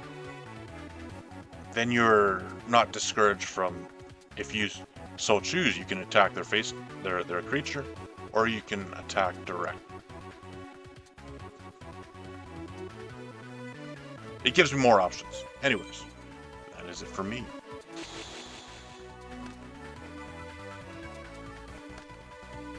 Oh no. Not the nobleman.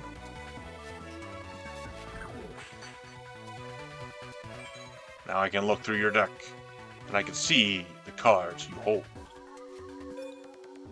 Swords of Light. Fishmix, do you remember this card from the last game?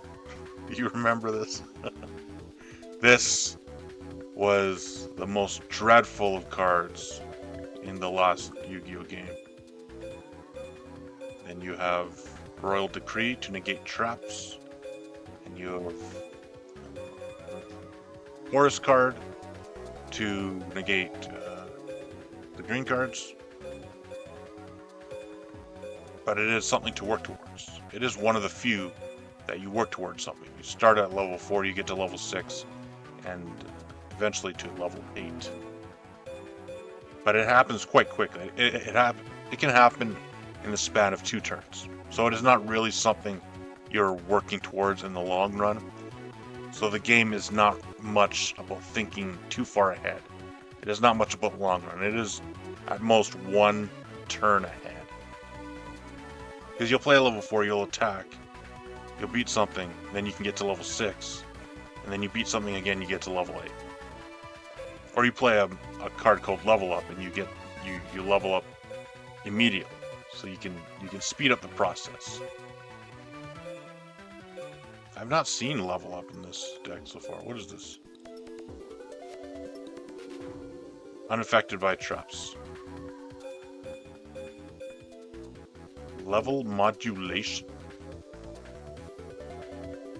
Oh yeah, this says you can draw any. You can play any level creature from your discard zone. So you can bring it back. It's like a monster report. But I do not see a level up in your deck. Interesting. Could be in your hand, or you maybe you do not have. Oh no. That card can destroy anything. Anything.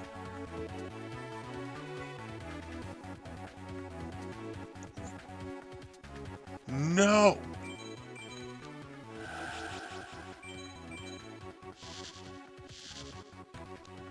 Royal Decree?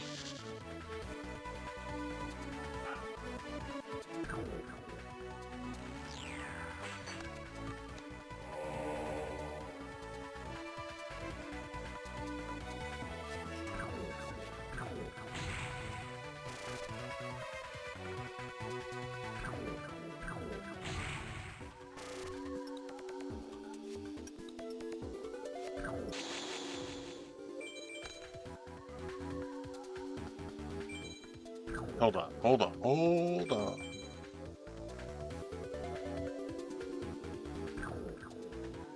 Yeah, not much I can do. I will destroy your face down card. Typhoon.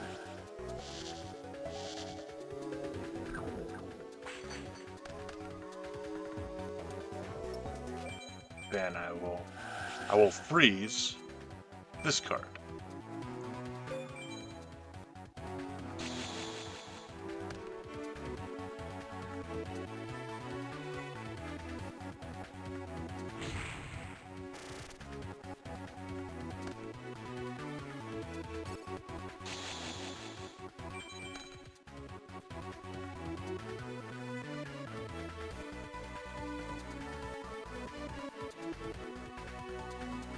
Oh, ignoring any of its costs. So you can play your level 8 immediately. Oh, man. That's trouble.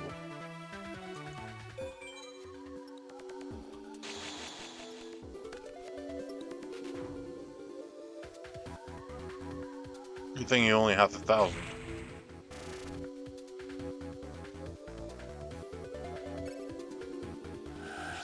2 turns down, your card is destroyed.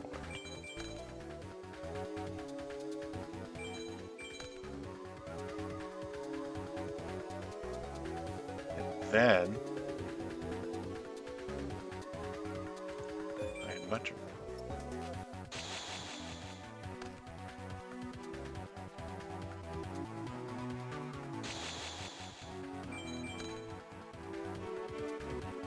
That is the troublesome part.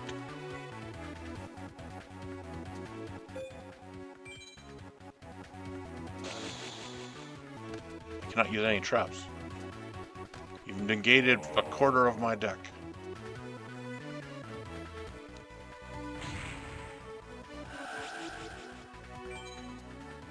I'll take this card.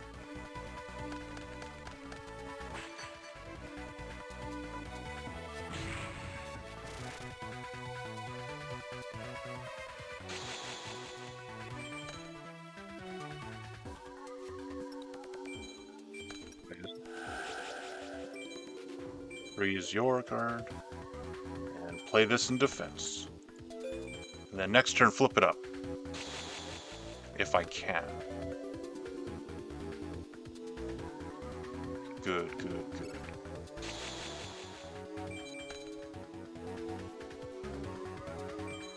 Let the comeback commence. Holy Swordsman level 4. I have a level card too.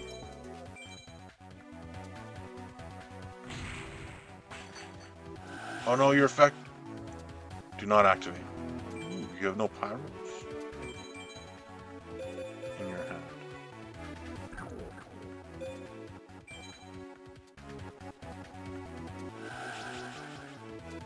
New music track.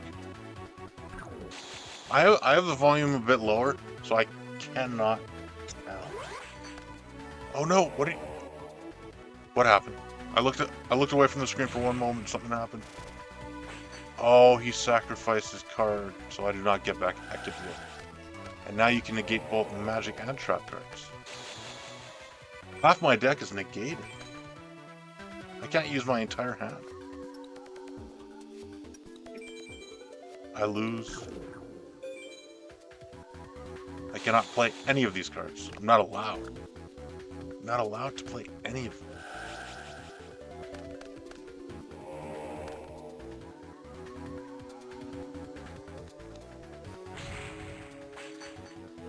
I think I lose. I hate not being allowed to play cards. Like, I have a whole hand of cards, but I'm not allowed to use any of them. I will restart.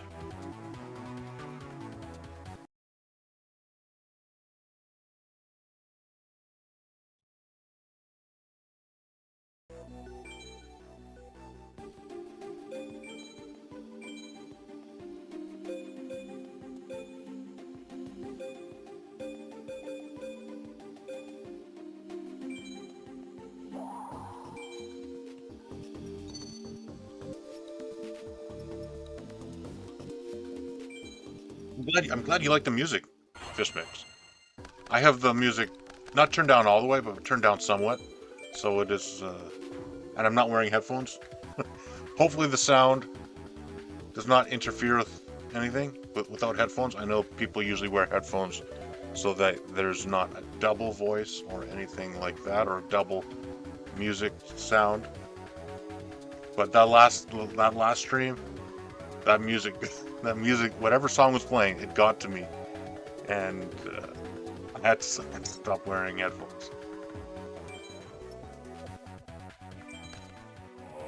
Giant rat! He will defend me, and I will place a card. Hopefully not be negated. Maybe I should play all my trap cards for as early as possible before they get negated. Heavy storm? Never mind. Ruined that plan.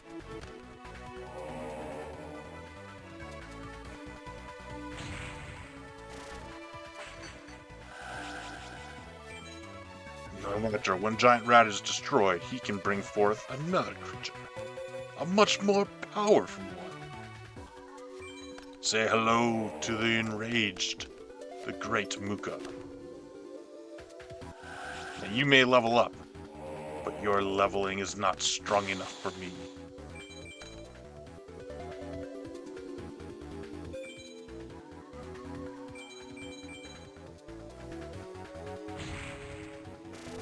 And because you use Royal Decree, I am guessing you have not many trap cards. Which means not much defense. Okay, you bring him back. But he's not strong enough. I will destroy him again.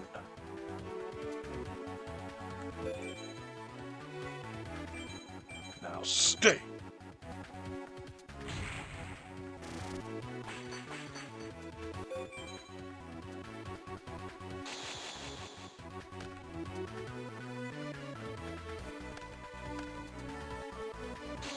Go use your whole hand. Use all your resources. I forgot to take this out. I need to take Bottomless Trap out.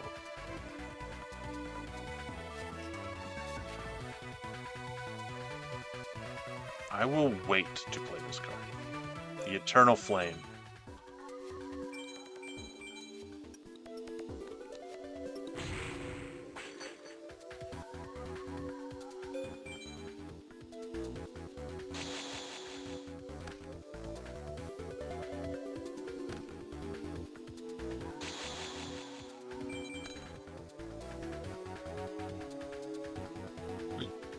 $4,000 attack points. I need to capture that. So, great attack points. I will keep it.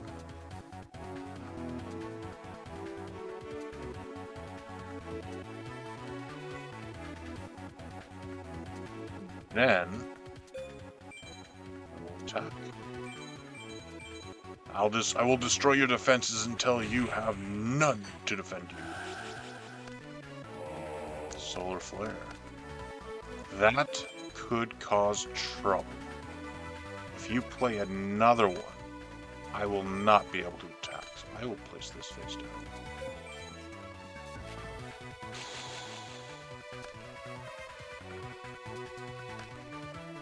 Nobleman. Very noble of you.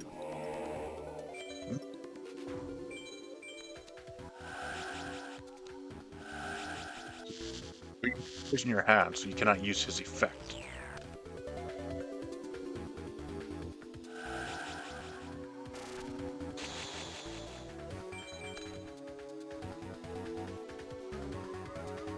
$1,000 defense.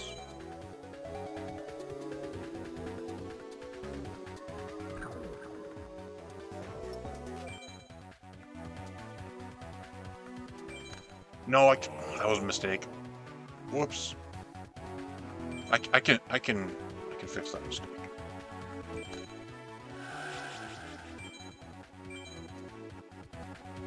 I was going to play Mirwall, but he has Royal Decree.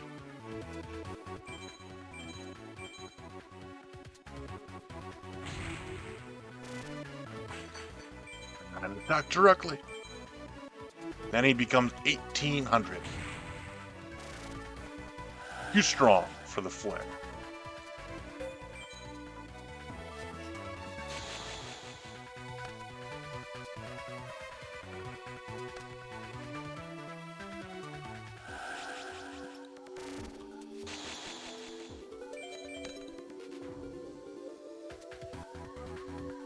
And here's another interesting thing about the deck that I made. I have Earth cards, which is Giant Rat and Muka. I have Earth cards. I have Fire cards. And I have Water cards. The Water cards heal me, like Penguin Soldier and Cure Mermaid. So I have 3 attributes: Fire, Water, and Earth. And that reminds me of the Trinity. There are 3 that testify in heaven.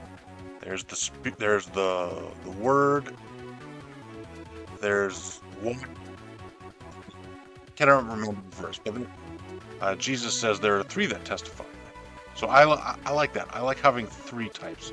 Water represents the springing water within you, which is the spirit that springs up to eternity. And then the fire is your eternal flame that never goes out. And then the earth would be your physical body. So you have your physical body, you have your spirit, and you have your flame. So that it represents that. I like that. All right, time to continue. Now play the Eternal Firebird, Flamebird, Eternal Flame Bird, Bird of Eternity.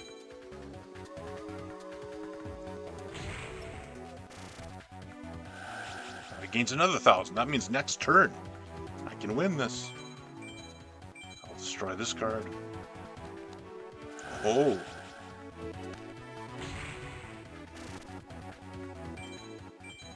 I'll use this to destroy them.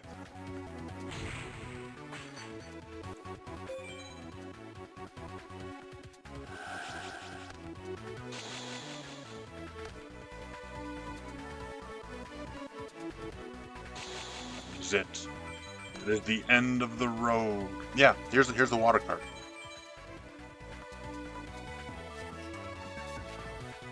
Yeah. Beautiful lady. Earth. Fire.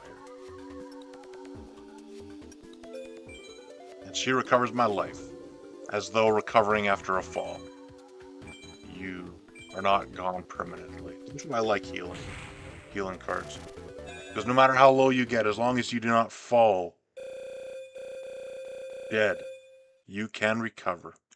So it has a message. The cards I play, I try to give them a message. Stronghold. All right. Stronghold. Deus Ex Machina. A Machina deck. Or Machina, I guess, is how you pronounce it.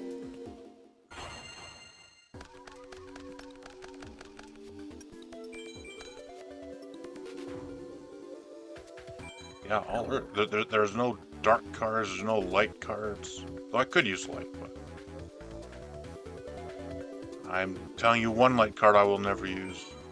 DD Warrior Lady. She is gone forever. She's in every single deck in this game.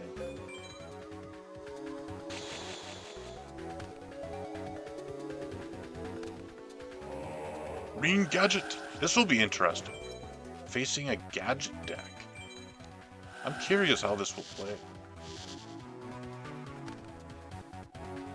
It makes it easy to keep your hand full.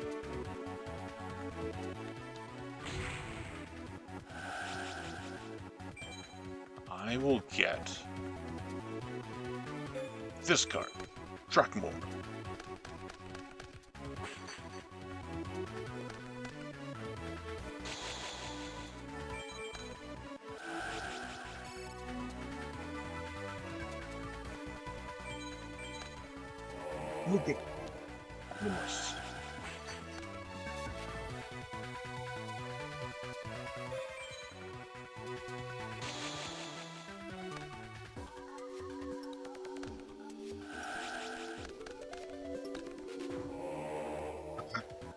boss deck used that also. And it's not because it's part of the strategy, it's because that card can destroy any card. That is why it is in the deck. Yeah, Tribe, Affecting Virus, DD Warrior Lady, Exiled Force. Those three, I think, are probably in every deck. And I know for sure that DD Warrior Lady is in every deck. That is troublesome. That virus must go.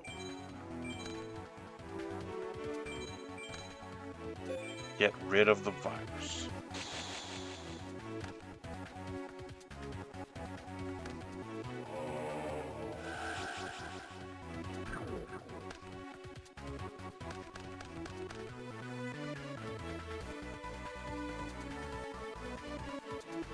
I think I'll lose my card.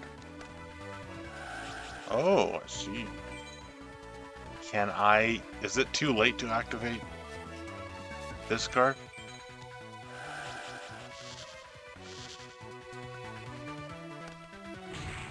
Yes, too late. Though it should not be, but it is. Oh, your cards are all going to be destroyed now. That was foolish. I guess not, because... No, yeah, it was foolish. I was thinking my Ekavio was on that card.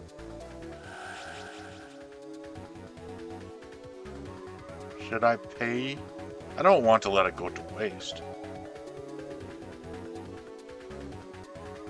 No. I cannot play anything face up, because if I do, that virus will strike it. I will withhold until that virus is out of play.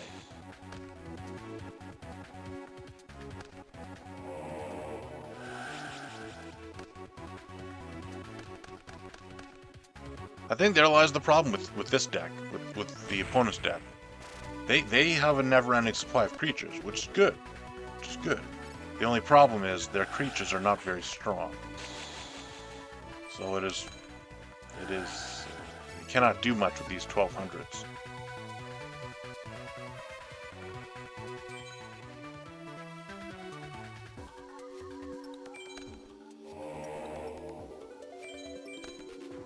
But it is a level 5 deck, so it must do something. It must have some kind of power. Oh no, you're bringing back the virus. Get that card. Not as much as DD Warrior Lady, though. Activate!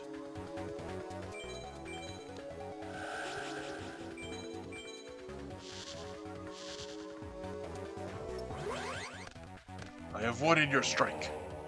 Though now I have to face 3 creatures. Can I survive this?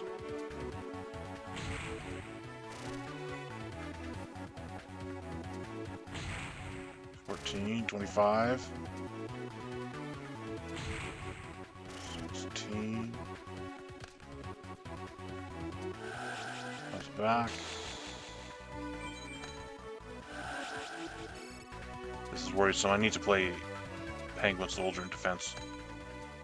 First, I will attack your...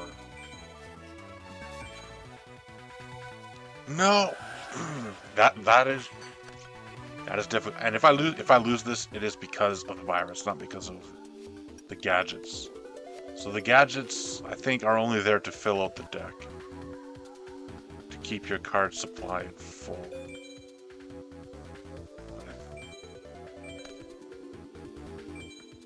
And I need to try to destroy it again. It is the virus that doeth the damage.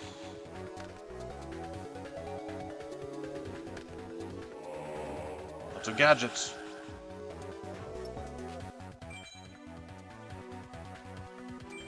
Soul wishes. If you do not destroy me, I will gain more life points than you can possibly imagine. Maybe. Maybe not. I may not survive this. I will return you, and I will return you.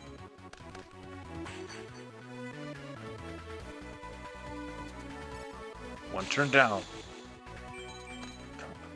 There's another one. Good, good. Gaining 1,000 life points.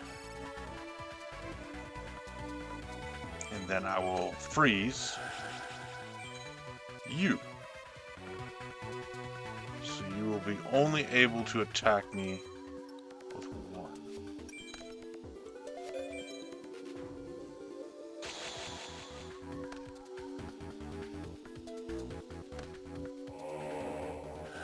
$1,500. Do not.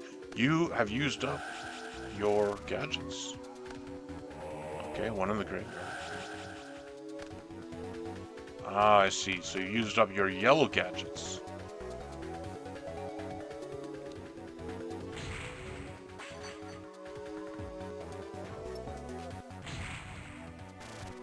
$1,000 life points. I need to draw something. I need to draw a creature. Come on, give me a defender.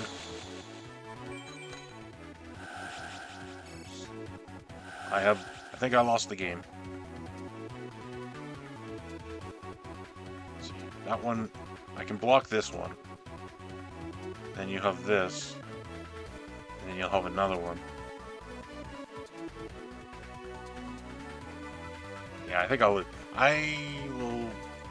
try to modify my deck some. See what I can do with this deck edit. Alright. What can I change? You know what? How about a third Drakmor?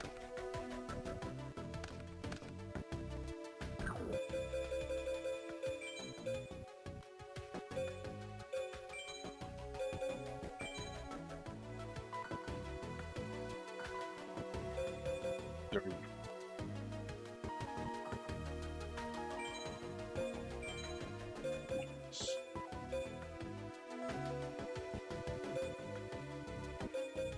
Mist body.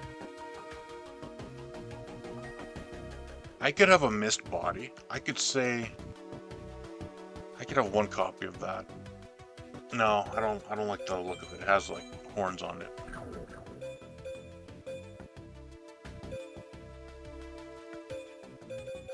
What's this? No thanks.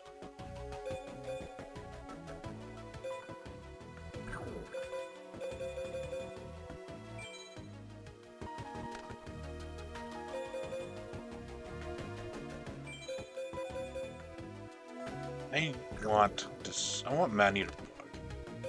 I like Man-Eater Bug. He's...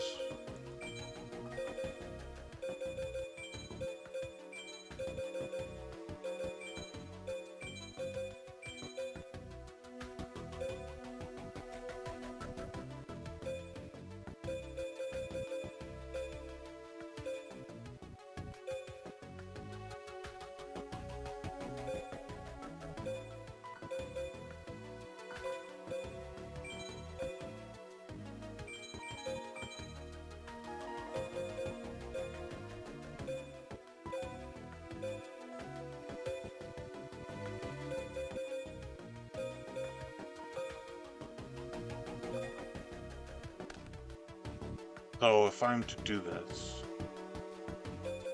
that means salvage will...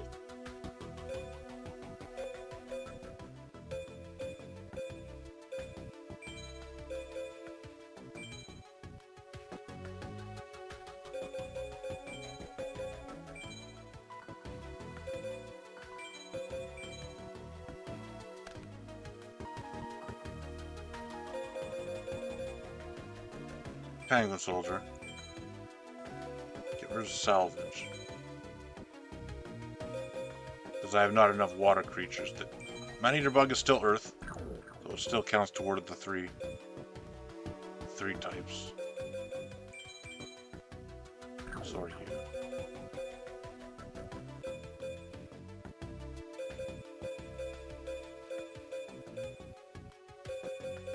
And I only need one Feather the Phoenix.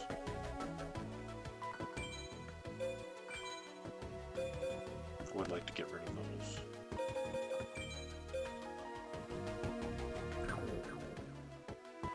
What can I do?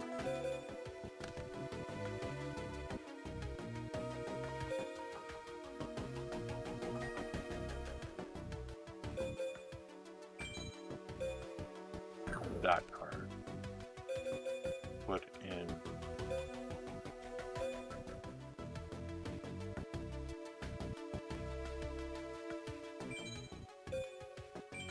no, that was wrong.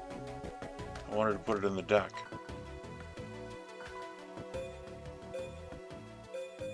1400. Where'd Maneater Bug?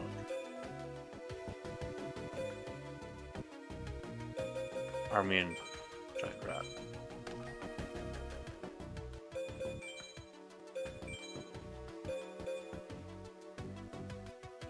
$19. Right, I wanted to get rid of one of these. But I did. To get rid of these. And I can place maybe a third Blast with Chain. Maybe another Dream Clown.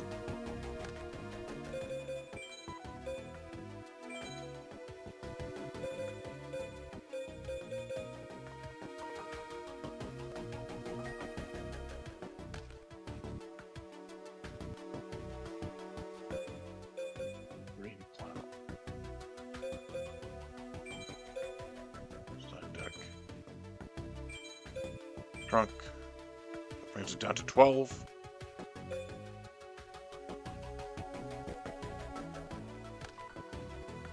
Maybe another one of these. Okay, so I have 8, 12, and 20. 2 Mermaids, 2 Dream Warriors, 3 Giant Rats, 2 Maneater Bugs, Muka, Swordsman, and that.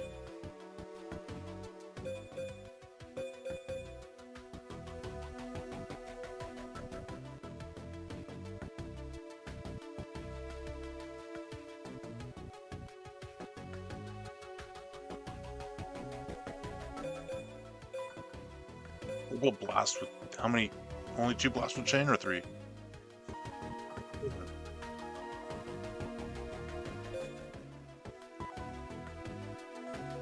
Yeah, only 2, I think. Yeah, I will try that. 2 Blast with Chain is probably enough.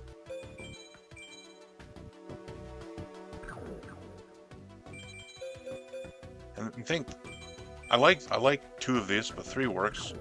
This causes you to wait for a few turns till its effect works, but that goes in line with the name of the deck, which is Patience.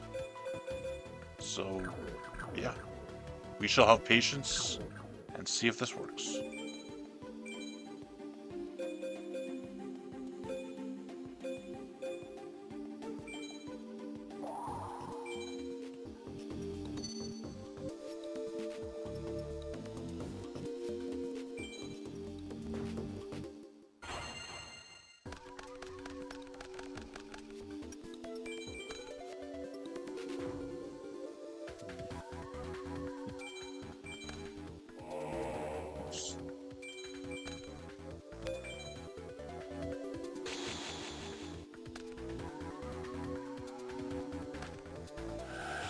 Smashing ground.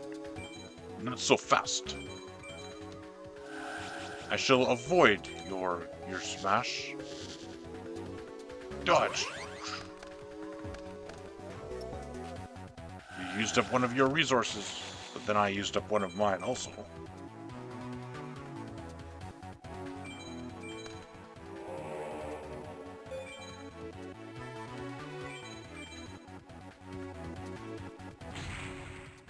You lose 1,200 and I gain 1,200. I like that ability. Burn the flesh and the spirit will grow.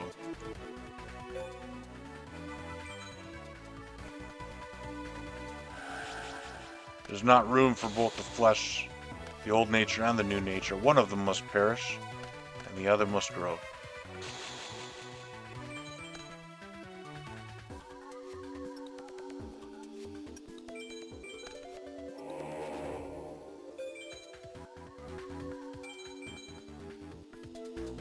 I am surprised you have no creatures. You have all those gadget cards, but none of them in your hand.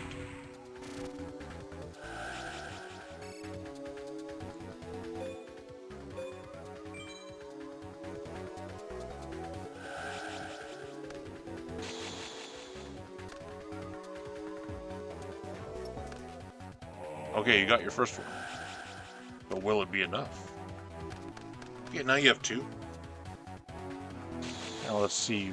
I was going to say, if I win this battle, but I don't think it counts.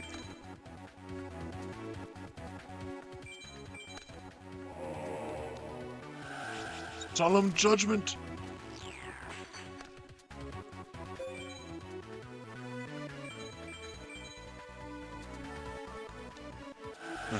Rush.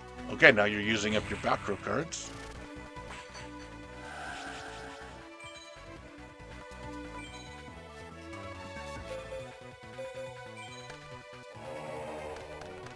Now try to defend against this.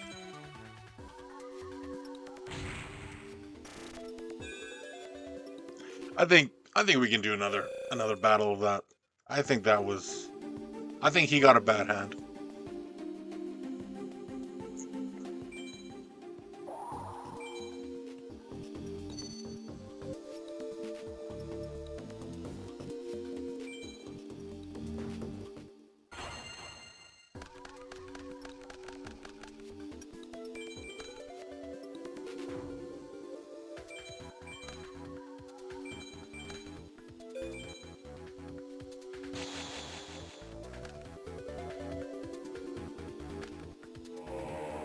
Alright, you have your gadget.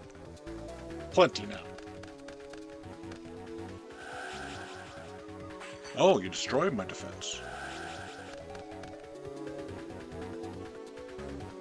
Not a bad move.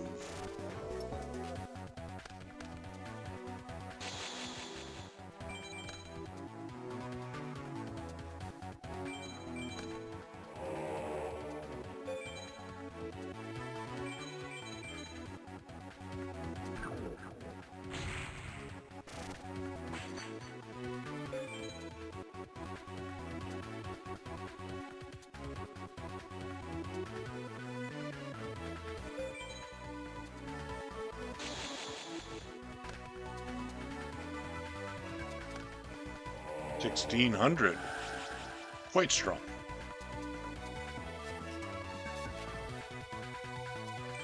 Yes, not part of the gadget thing, but quite strong. How will I do that?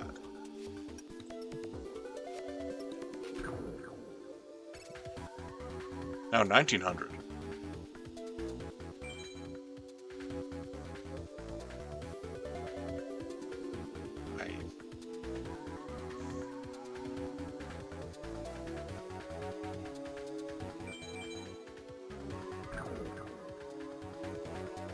Could get him.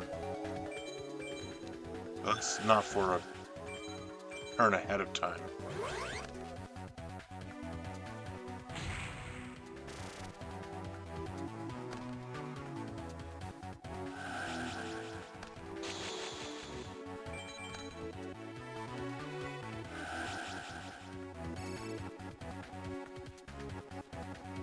We'll do this.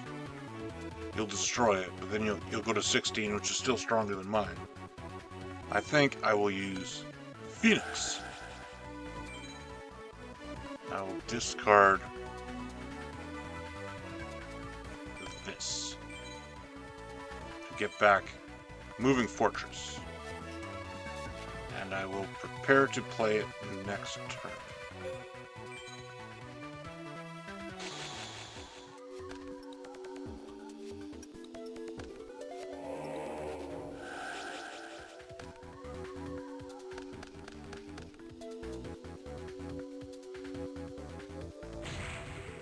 Yeah, the cards that hold are the gadgets. But stuff like Tribe Infecting Virus and Breaker the Warrior. Cards that are not part of the strategy but can go in any deck. Yeah, cards like this. So I need a defense against it.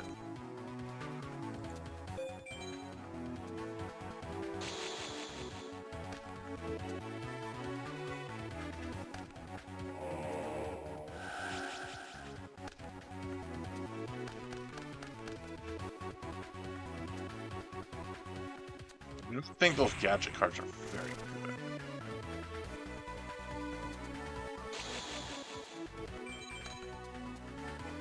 Alright, I have my defense, and I have this card. And if he does destroy it with his effect, I can then use Drakmord.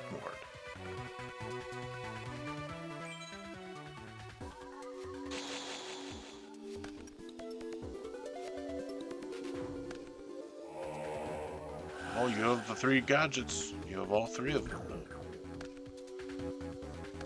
All 3 colors. Oh no. Because now that you have all 3, it becomes 3,000.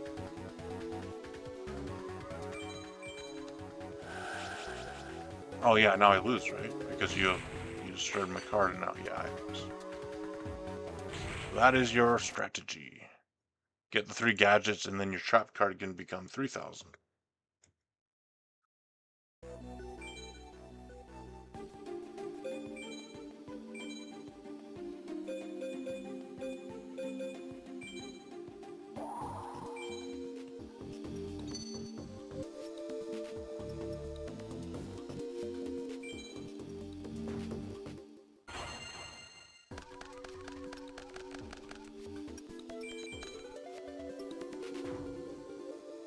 Yeah, notice in my hand. I guess Nobleman of Extermination counts as destruction. But other than that, nothing else is destruction. There's things that can become destruction. Like Mirror Wall, it cuts their attacks in half. And the card can be destroyed by that. And this is a power-up, which, if used in the right circumstance, could be destruction. But most of this is very restricted. It is no bottomless that would immediately destroy a card. No Sakuretsu armor.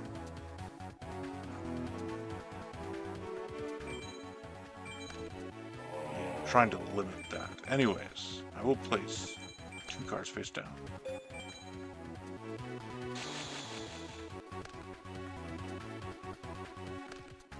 Breaker, I knew you would come. And I have prepared to destroy. Activate! I will destroy you with a power-up. Activate Blast with Chain. Now mine is stronger than yours.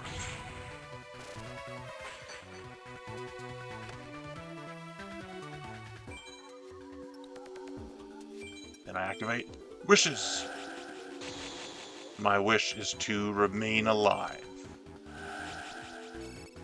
So I gain 500 life points.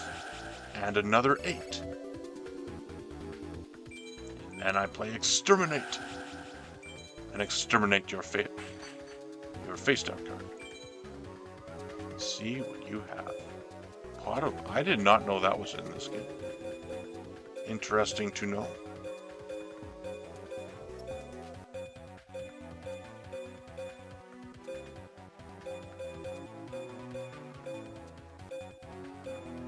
And though Pot of Avarice is overpowered, if... Yeah, it is overpowered. There's no if. I was thinking if they do not have cards that can load up their graveyard quickly, they cannot play it till later. But though they can play it later, it is still overpowered because it gets 5 of your creatures back. I could get 5 giant rats back and 2 Mukas. Or I can get a bunch of man-eater bugs back. It's powerful.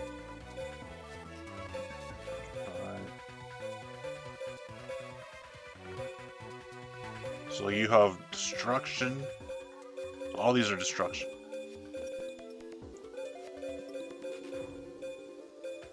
And then reload your hand, destruction. Bring back a card, double your attack. Draw cards. This is destruction. Destroy a back row card. Destruction. So you have destruction and gadgets. Is I think your Strategy. Dark Hole, I'm surprised. I thought that was bad. Yeah, so your deck is... This is the limit of... When these kinds of cards fill the game, that is your limit. You have stuff that destroys things, and that is it. You have gadgets. And the difference between this deck and Goblin King is instead of having... You have stuff that destroys things, and you have gadgets, whereas the Goblin King deck has stuff that destroys things and 1900 attack cards. Whereas this does not have the 1900 attack cards, so it has maybe even more destruction. And these... And it makes sure, because these are weak, they can get others from the deck, so you never run out of cards. Anyways, yeah, that is his deck.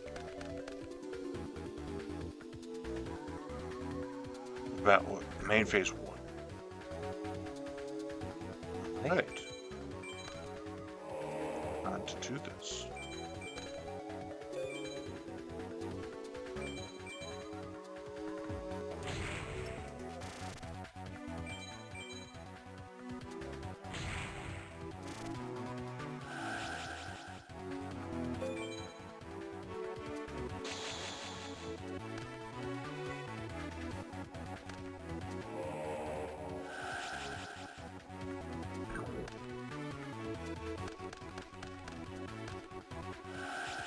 Fisher. Fisher, Fisher, Fisher.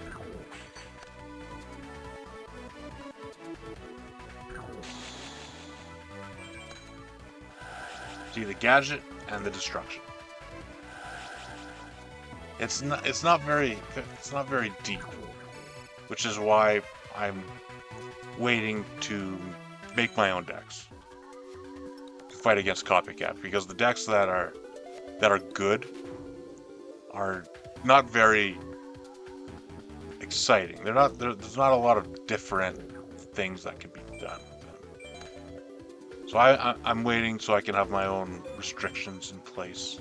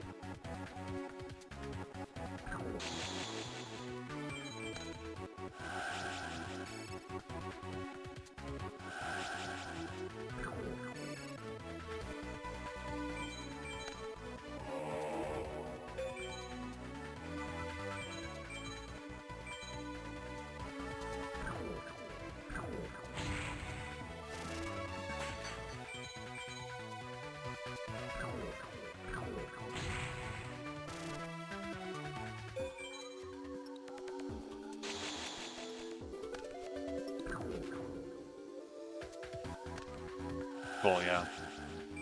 Everything destroys something. It's either a gadget or it destroys something.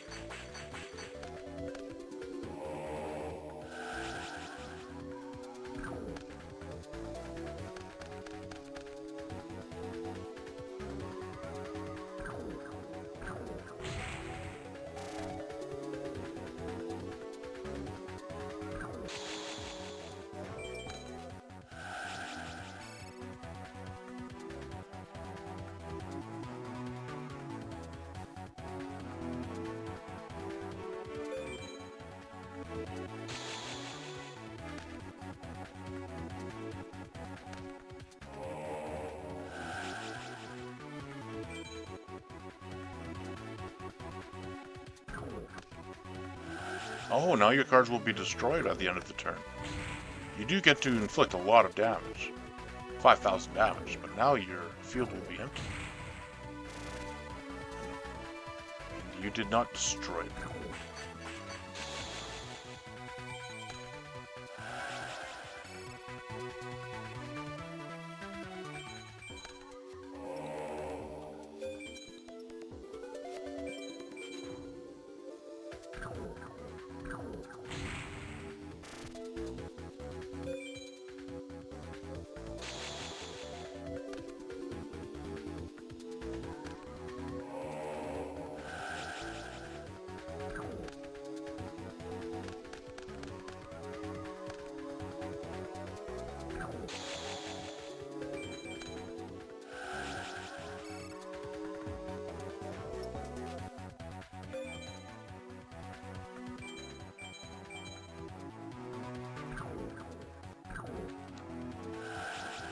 Mm-hmm.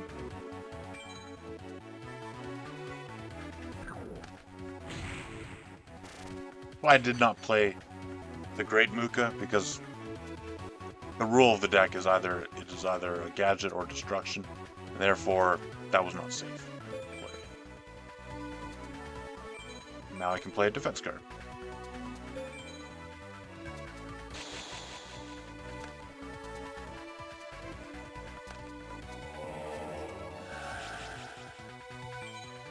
You're running out of your cards.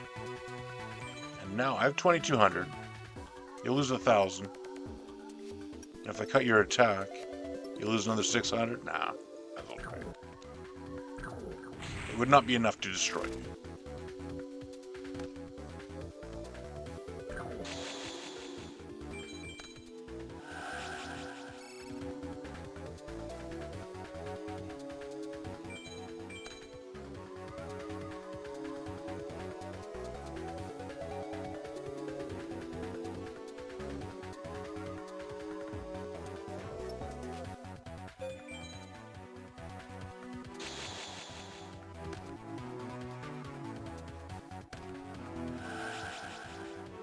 Yeah, I need to make sure when I finalize my cards that they're a bit different than Yu-Gi-Oh! Because following in Yu-Gi-Oh's footsteps may cause similar imbalances that I don't want.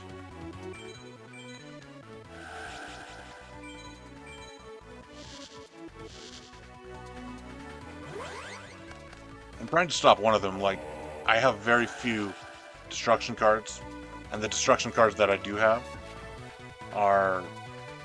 they cost a lot to play, so you can only play them near the end of the game.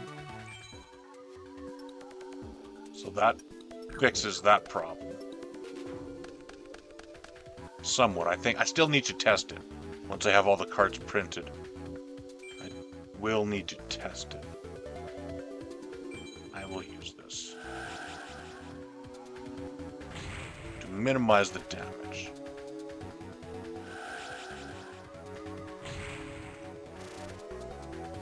And if they would have inflicted 2,000, then this pays for itself.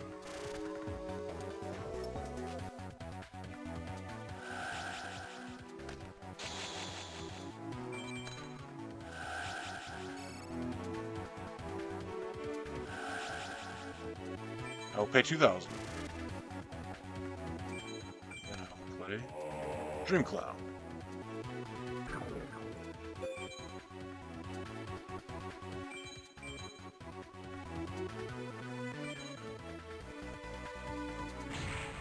You lose 600. You have only 300 left. And since your face down card did not stop my attack, I can be sure that next turn I can use the Moving Fortress ability and not need to worry about that card.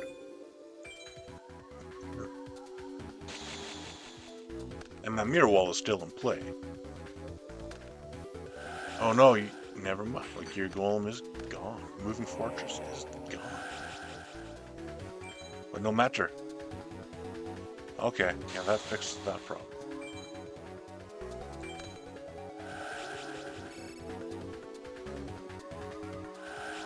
I will not pay. And I will switch this to defense. Destroy your green gadget.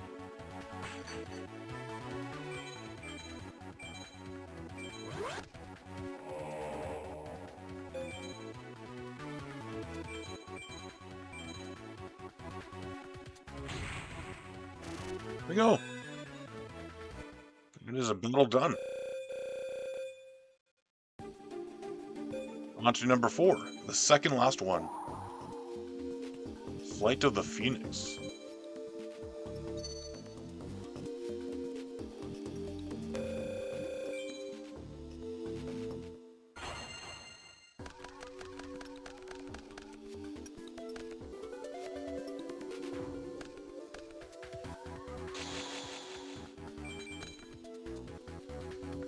Right. One of these man-eater bugs down.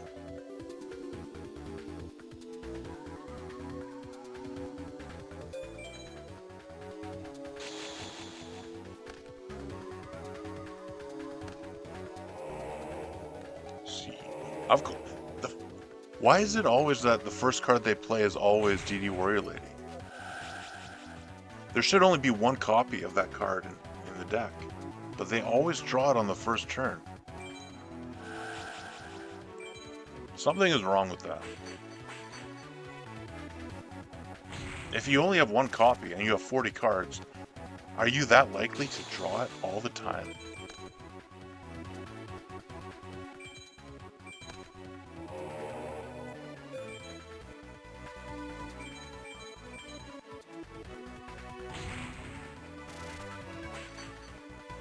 Since the attack went through, I will now do this, knowing it is safe from your trap, but maybe not a card in your hand.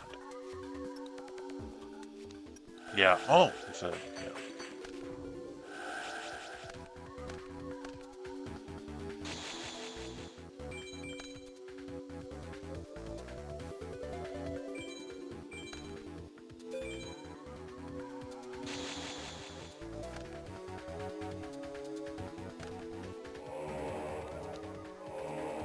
Reaper. Reaper of the cards. I will destroy you.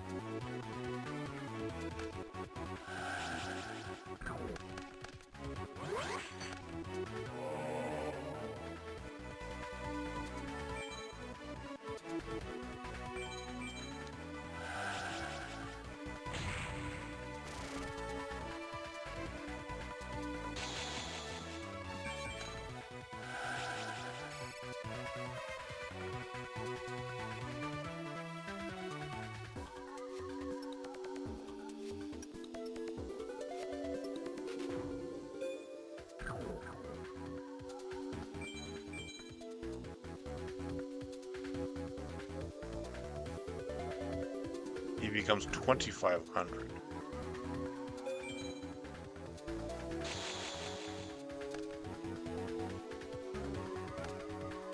Oh wow, that thing.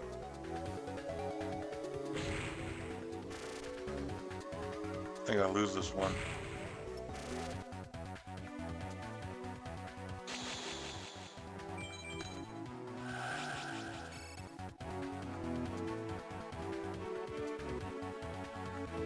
Yeah, I lose this one.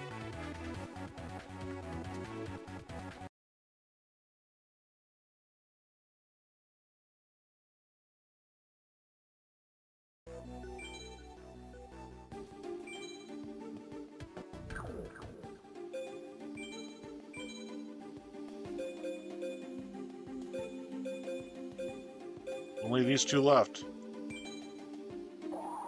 And then the troubles will be over.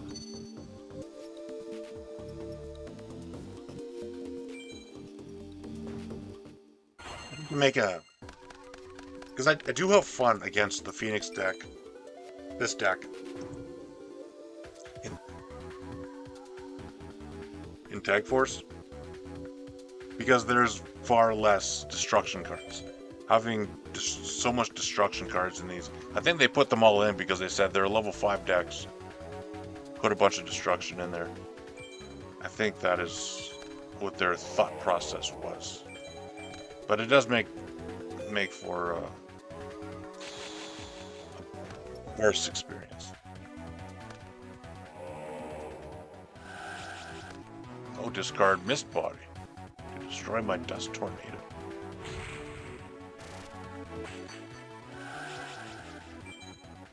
I think you got the worst of that deal.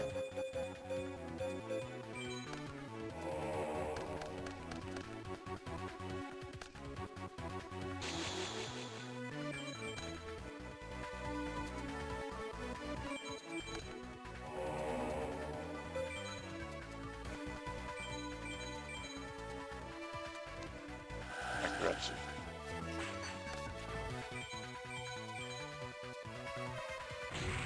Yeah, because of all these destruction cards, what it does is it promotes swarming as the deck default. Where in order to get past all these destruction cards, you need to play more things than they can destroy. Which means you need to have... That's why special summoning became a thing. Because in GX, special summoning was what you did. You played as many cards as you could. Because that is the default of where cards like Sakuretsu Armor lead. If they can destroy one card, you need to play 2 cards. So you can see the progression or regression. That's why destruction cards are dangerous.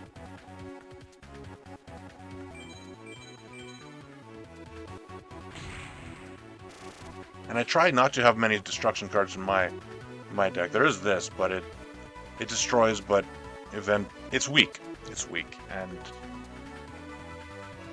it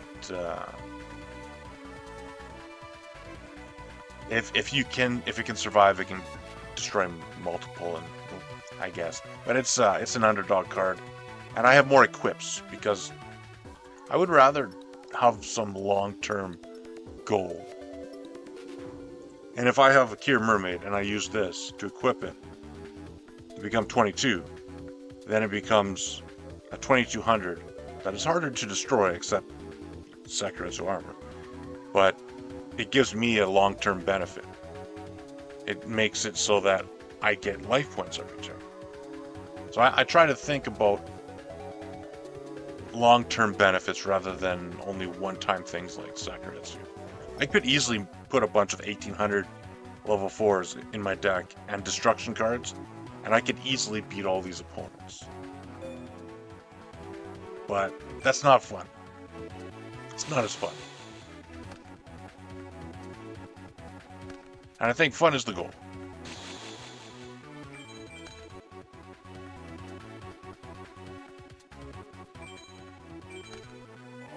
Play him. And the equip, making him harder to destroy.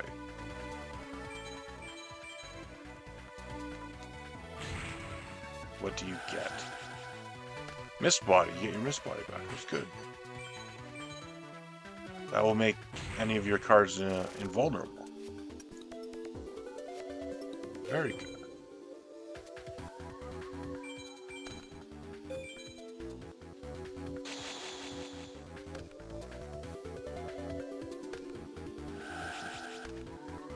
This could again to destroy all my cards. See, even when you have an interesting effect like Mist Body, you default to destruction anyways.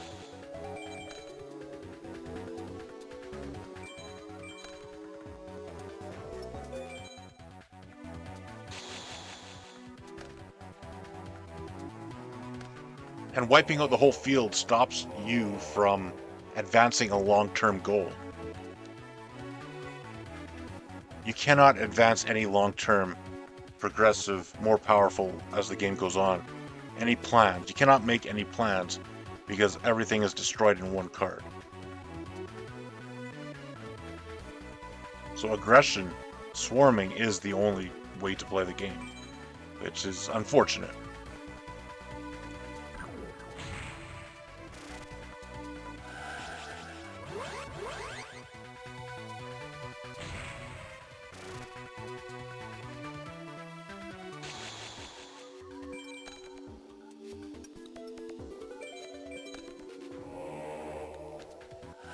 Destruction card. Yeah, I can't make any plans. I can't do anything because everything I do is destroyed. That is the source of my frustration with this game.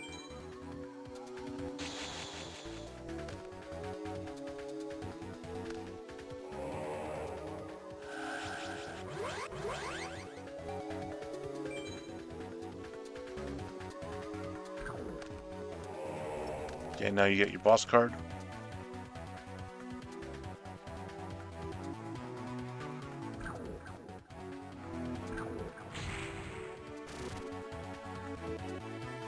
And that boss card, if it comes back, it blows up everything on the field, all the back row cards. So it is another destruction card itself.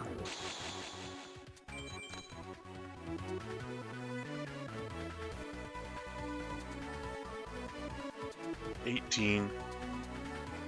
Yes, I can do that. Eternal Flame.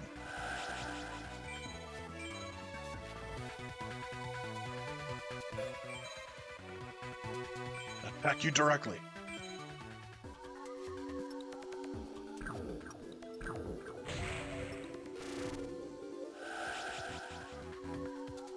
This card. Destroyed by effect. Right.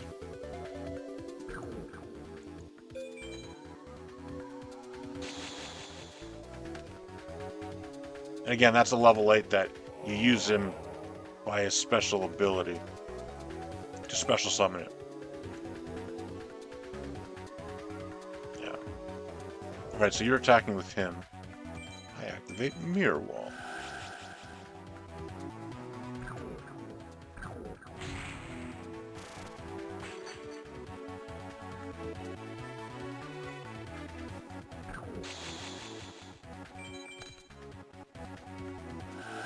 And I will keep it in play this turn. Even though I do not need to. And I will not destroy your creature. I will attack you directly. Therefore, next turn I win.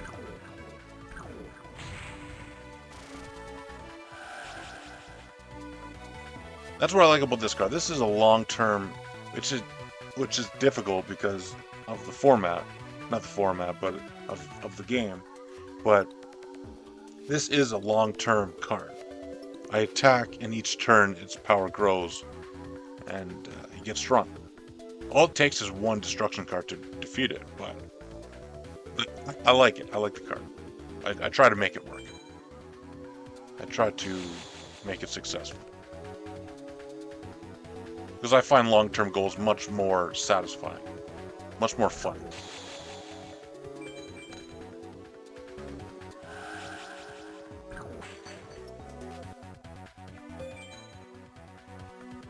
And he has this horn. This power-up protects him at the start, makes him less vulnerable. So it is not only a power-up for power-up's sake. It is power-up for defense sake. And there goes that card, that deck. Alright, one more to go. Cyber End Dragons. So Cyber Dragons. That is the last deck.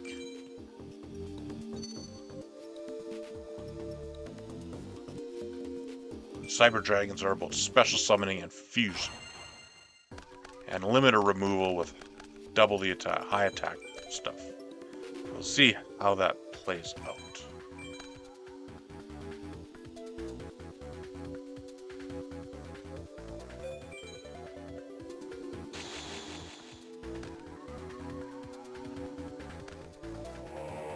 X-Hat. It's not very Cyber Dragonish. That's okay. You must have XYZ Dragon Cannon then also.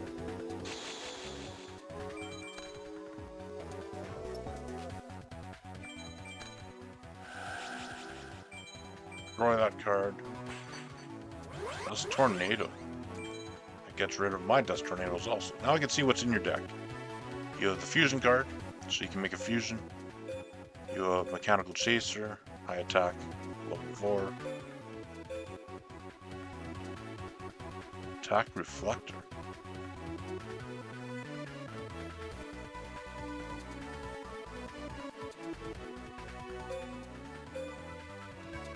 You have Transport, Power Bond, Fusion.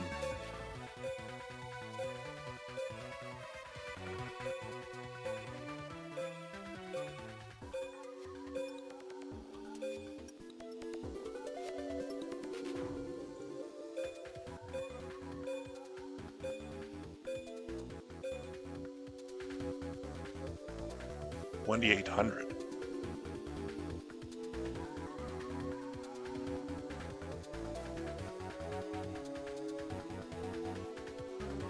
Oh, you can negate an attack? That is troublesome.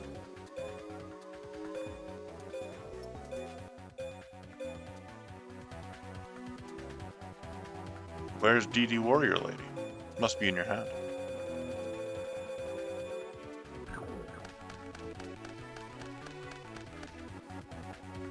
Alright.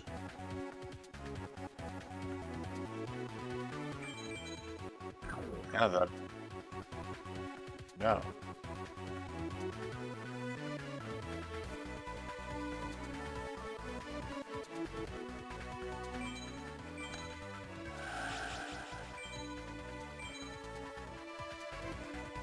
It was not a mistake. You may have Cyber Dragon in your hand. I see. High defense. Oh, metal. Oh, I see. Cyber and Dragon. There we go.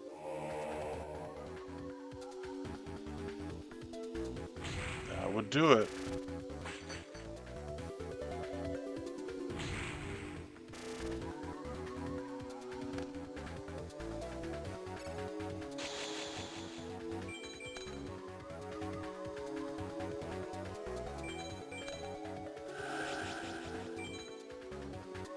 Or 1,000 attack points.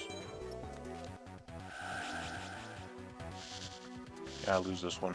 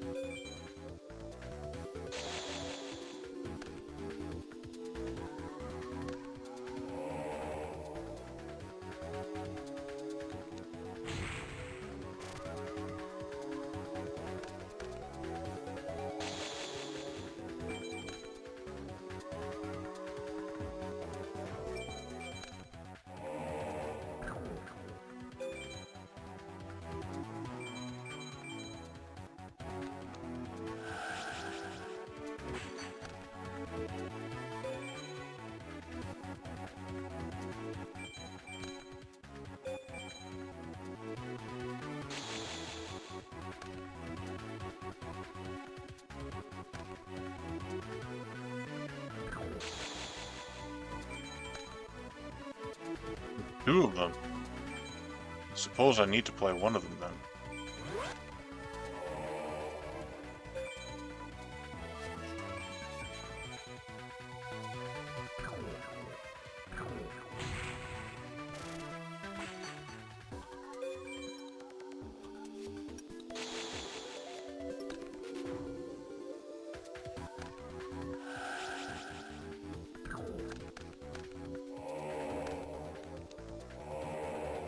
Fusion? No. 56? 5,600? Mirror Wolf. What are you now? 28? We're both destroyed.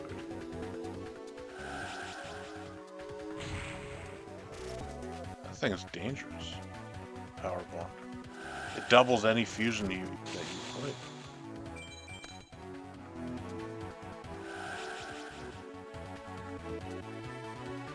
No.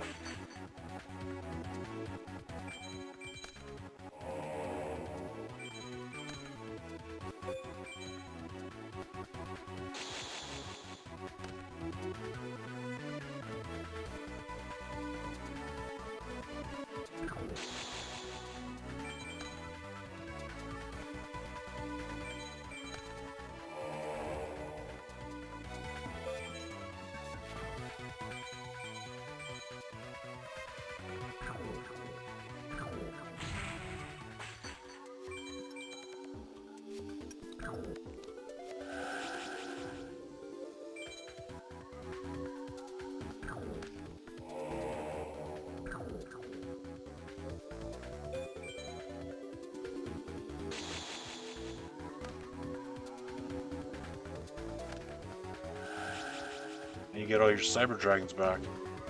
That's what I mean by it being overpowered.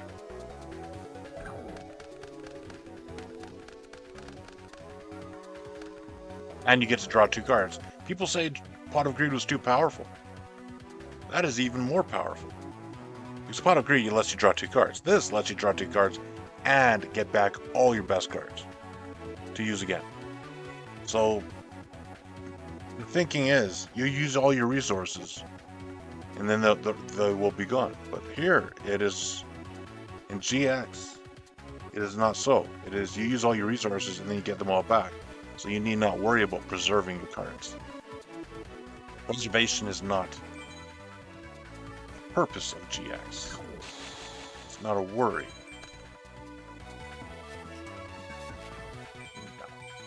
Bench mode.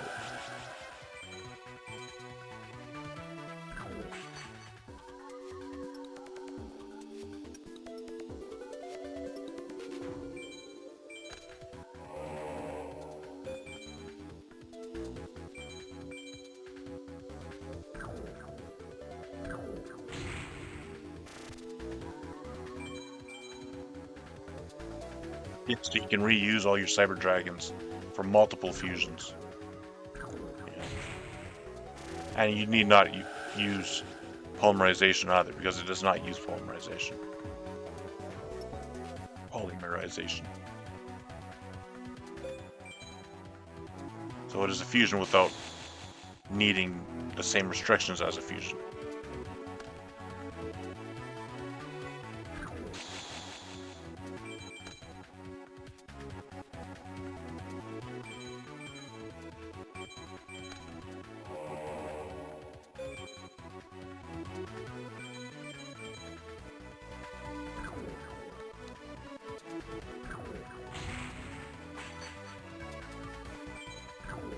I guess that is it.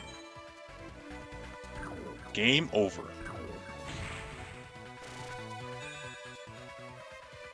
Very nice. Very good. Alright, that is level 5. All that is left are the specials. I'll start with fighting myself, and then on the next stream, I will build some decks to fight against, so I can get rid of all the frustration. And I can battle to have some fun. Whereas all this was leading up to the fun. Anyways. Mirror match.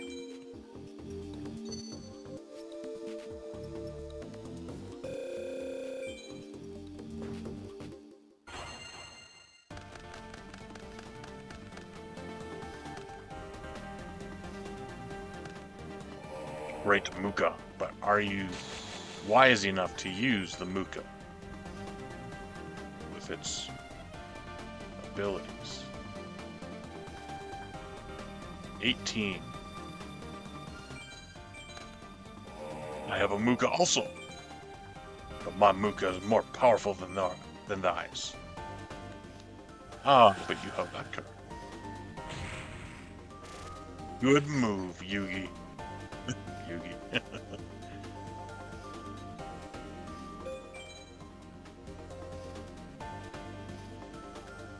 She'll end of my turn.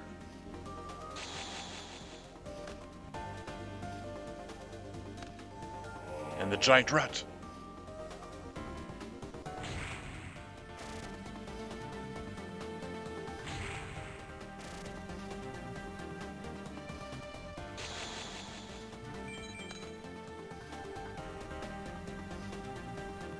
Now I know I can't take out that giant rat.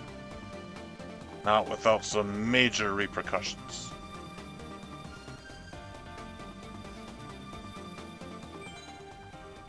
Can, however, play a trap. 24. But then you play another card, you could be, you would be strong. I will see how strong you can get.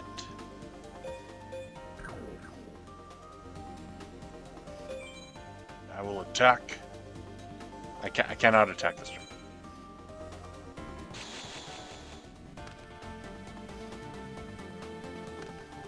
Ah, you have your own horde.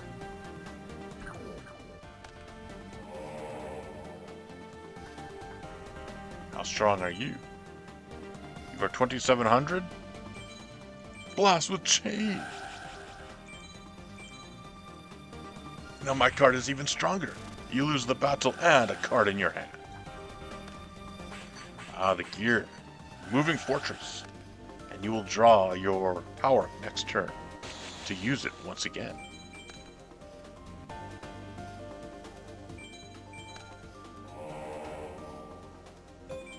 Now's my chance.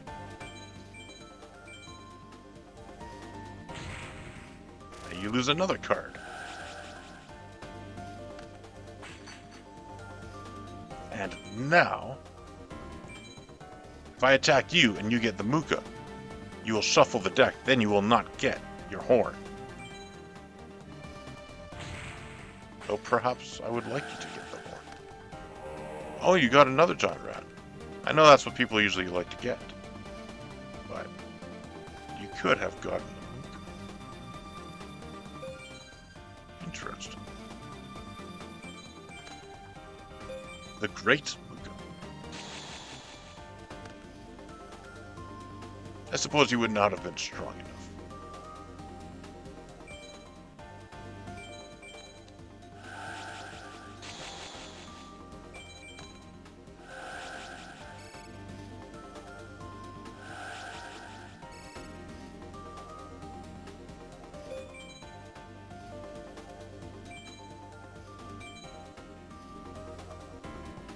What card do you have face down?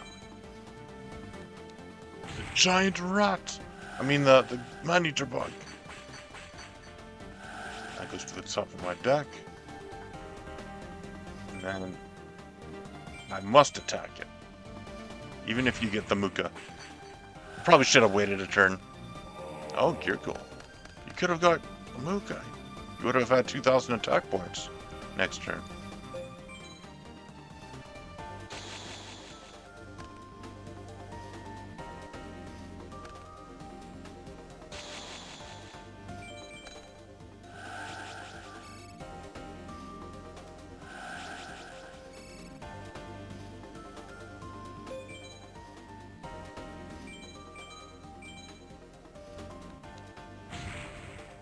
Regular Muka. And I will strengthen her.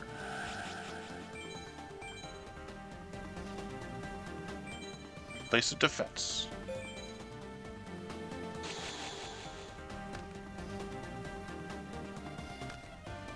Dreams. Not a fan of your dreams. You will go down. I will destroy your defense.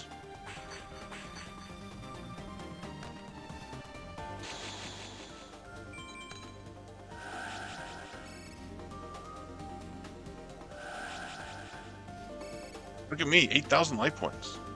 I recovered, I think, 4,000 in this game. Exterminate! Mirror Wall. I lose all my mirror walls, as do you. I need not look at your deck, but I will. Look at all these cards. I know these cards quite well.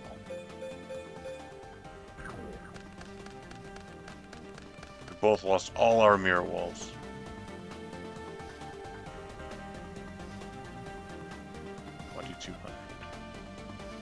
Is there anything I would like to return to my deck? The two.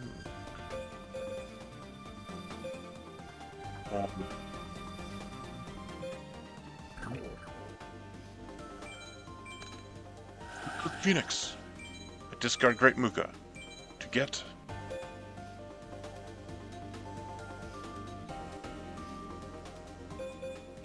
I'll get her.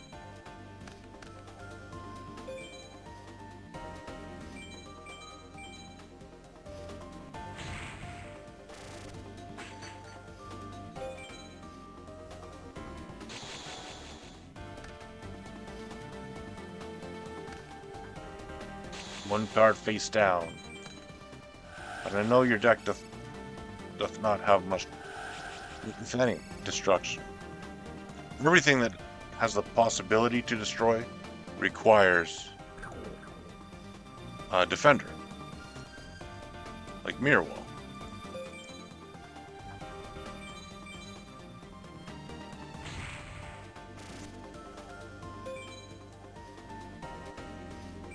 by this. And now I have 2 defenders.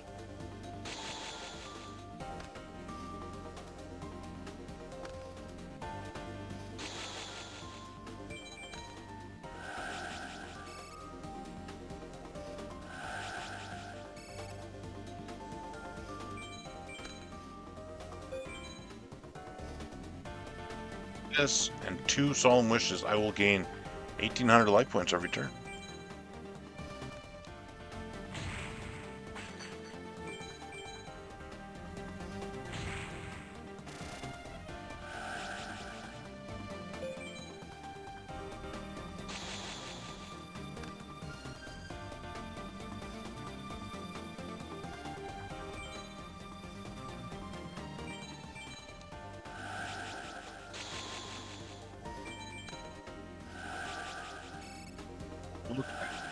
Look at those life points. 12,000 without being on the defensive. Mermaid, finish him! If only you had used the giant rat to get your Muka, things may have been different. I'll try it again.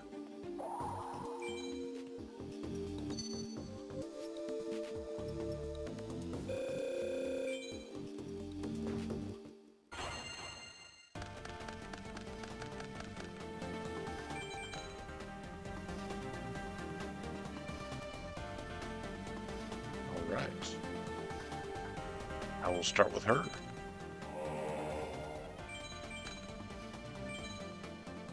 Two cards face down.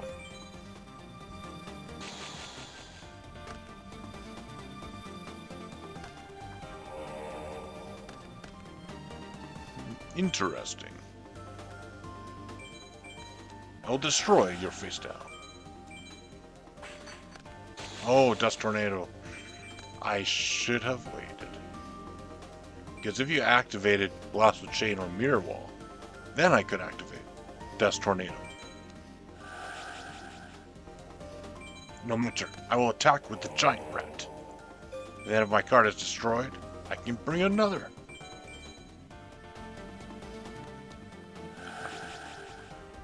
I see your strategy.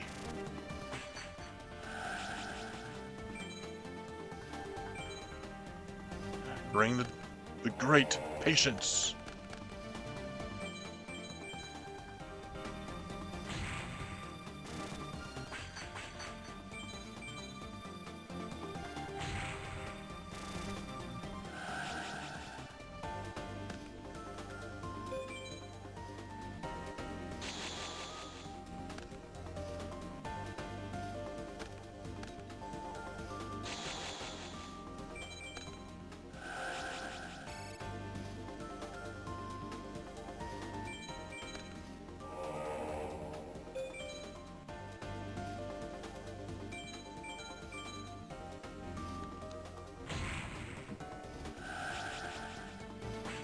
Bring my best card.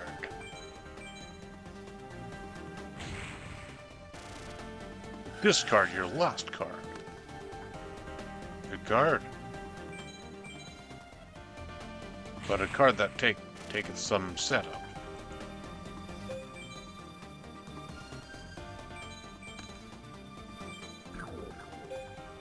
It's an interesting graphic.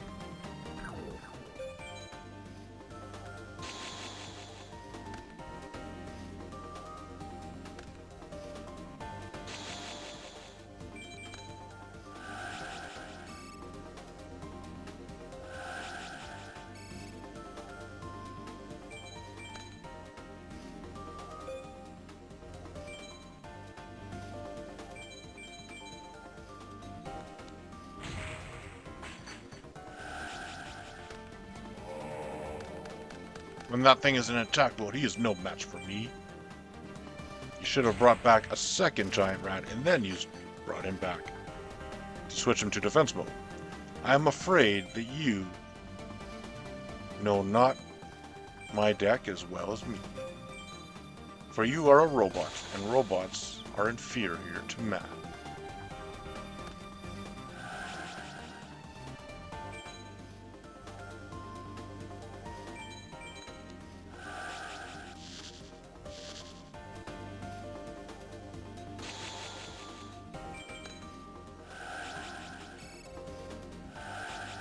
Life points grow. And we have exactly the same deck. But you are playing poorly.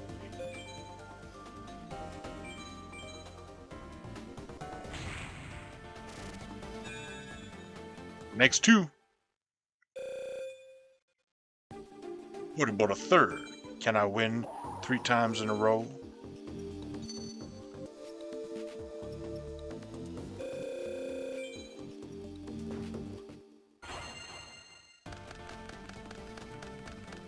Yes, my deck is about patience, meaning like with the Holy Swordsman level 4 and the Gemini Elf, they need a 1 turn of protection, and the Eternal Flame, it gets stronger every attack. They need protection, which is why I have Mirror Wall.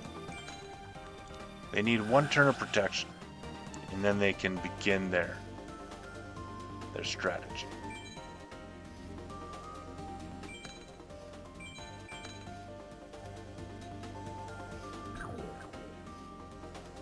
That's why these are useful. Also, because when they destroy something, they return to the hand, making Muka stronger.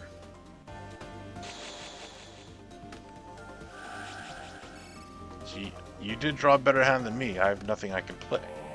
So, it seems you have the advantage.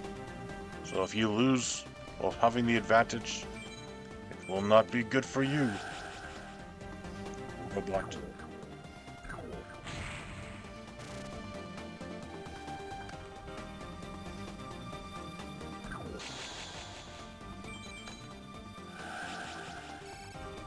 Still have nothing I can play.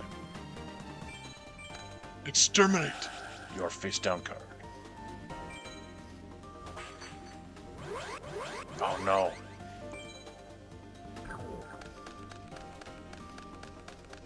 I wanted that Mirror Wall. Good thing I have 1, but this means this 1. This is all I have. There are no more. You must protect it.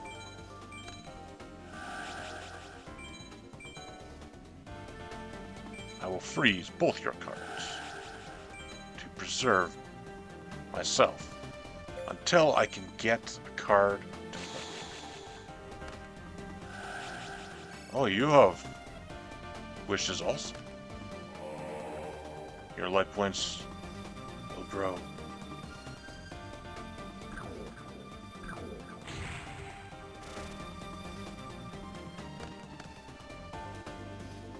Your hand is played.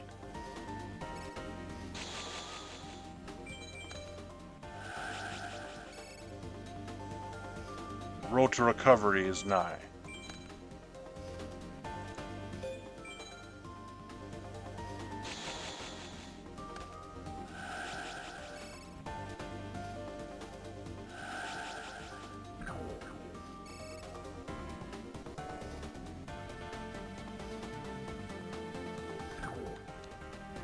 My defense is too great for thee. This will protect me. Man-eater bug, I know it.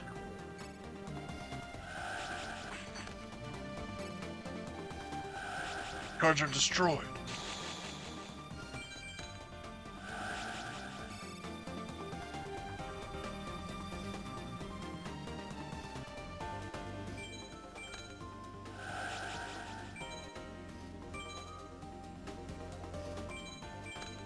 Mermaid will not last very long.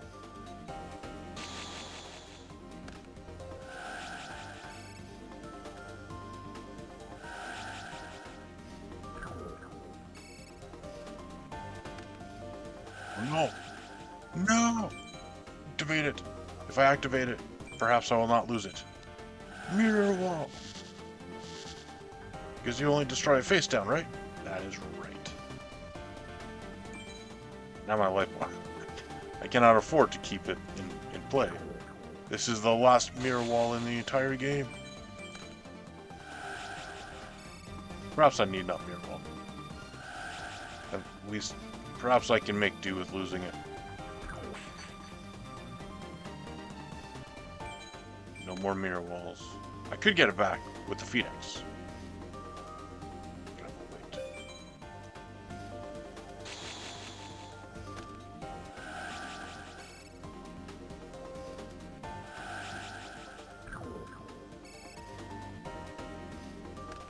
Patience.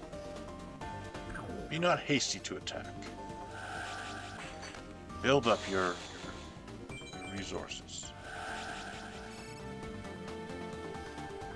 Alright, I will try this.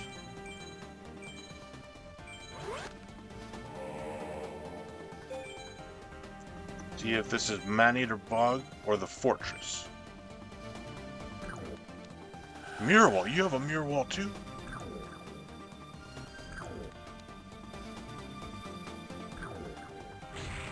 800. That was the defense. Good move. And you can afford to keep it in play for a while. And to keep your defense safe, I think you should.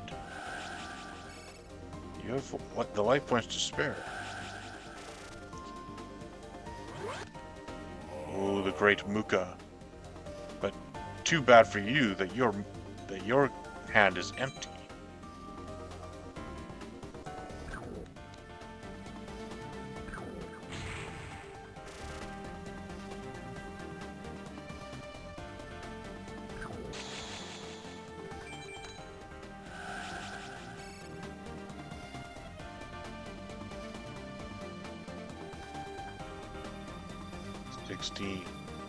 Sixteen beats 12.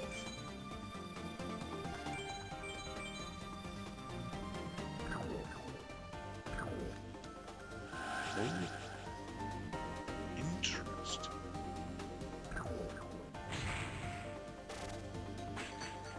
All right then.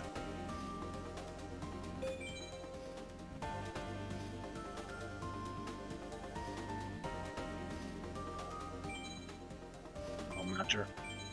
I have another.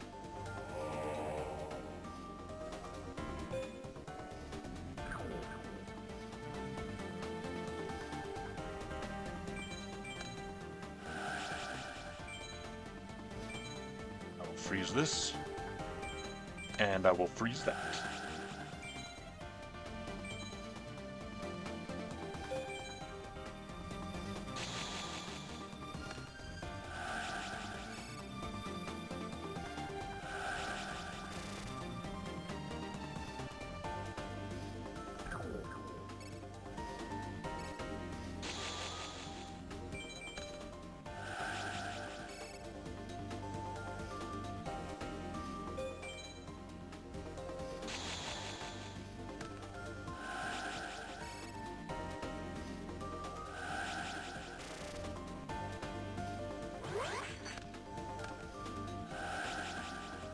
Oh no.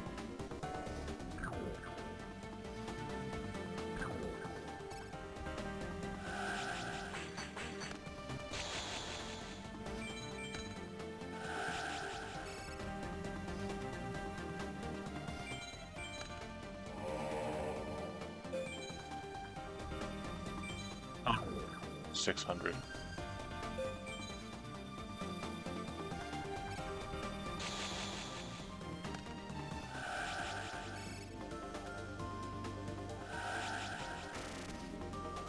Mirror wall is a tough defense. 1600, you say?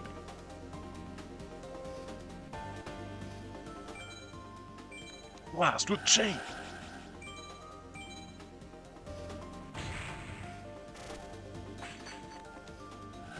Rope of life comes back, and you put him in defensible because he's 1200. That is what you get for having no hand. No hand.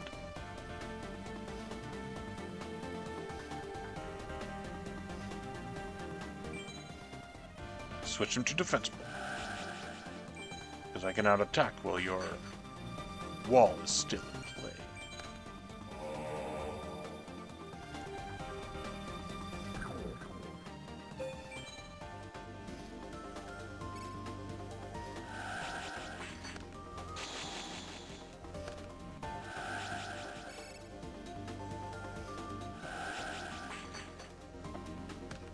Choose not to pay.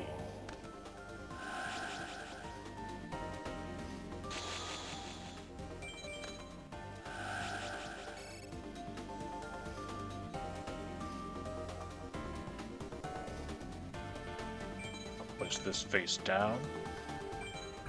This in defense. And attack.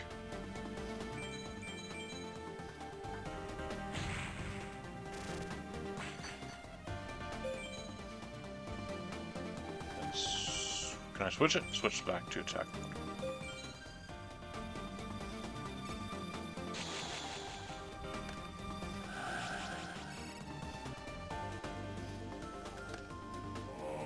Cannot attack this turn. By the time you can, it will be too late. Dust Tornado. Destroy your Drakmor. So that you cannot infect so that you cannot freeze and destroy any more of my cards. You had more life points than me, but not anymore. Ever since that mirror wall. Oops, wrong one. I should have done the other one.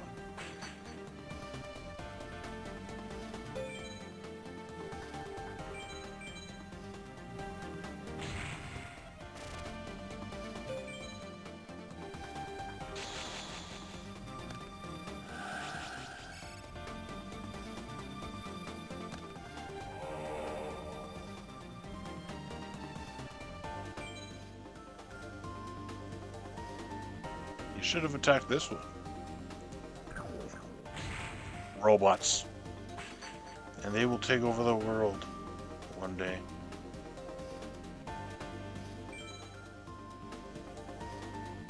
And already are.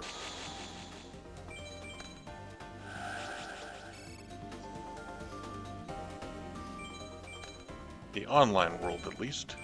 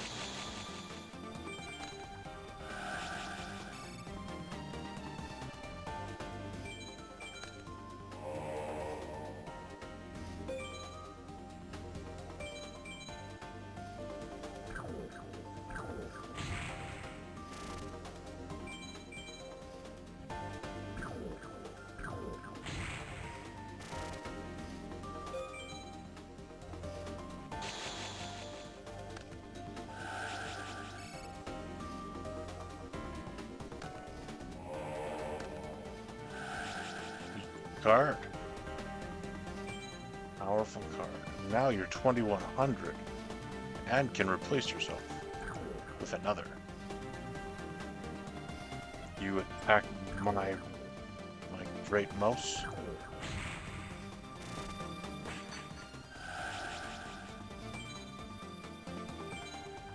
Not the best decision, I assure you. I will bring the Muka.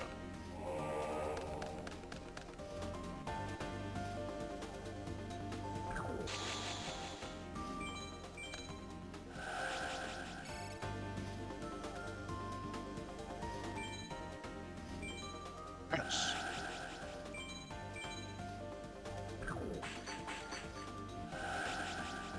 To the top of your deck, meaning next turn you have nothing to defend you. I win.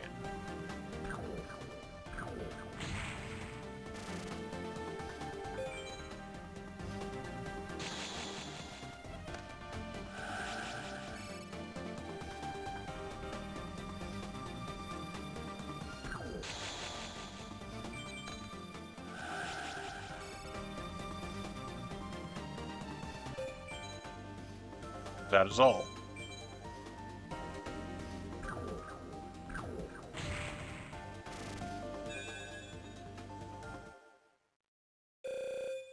End of the road. I won 3 times in a row. The only duelist left in the game is the Copycat, which is the best one, which can use any deck you make. So before the next stream, I will make a bunch of decks, and then we can fight them. All right, see you then.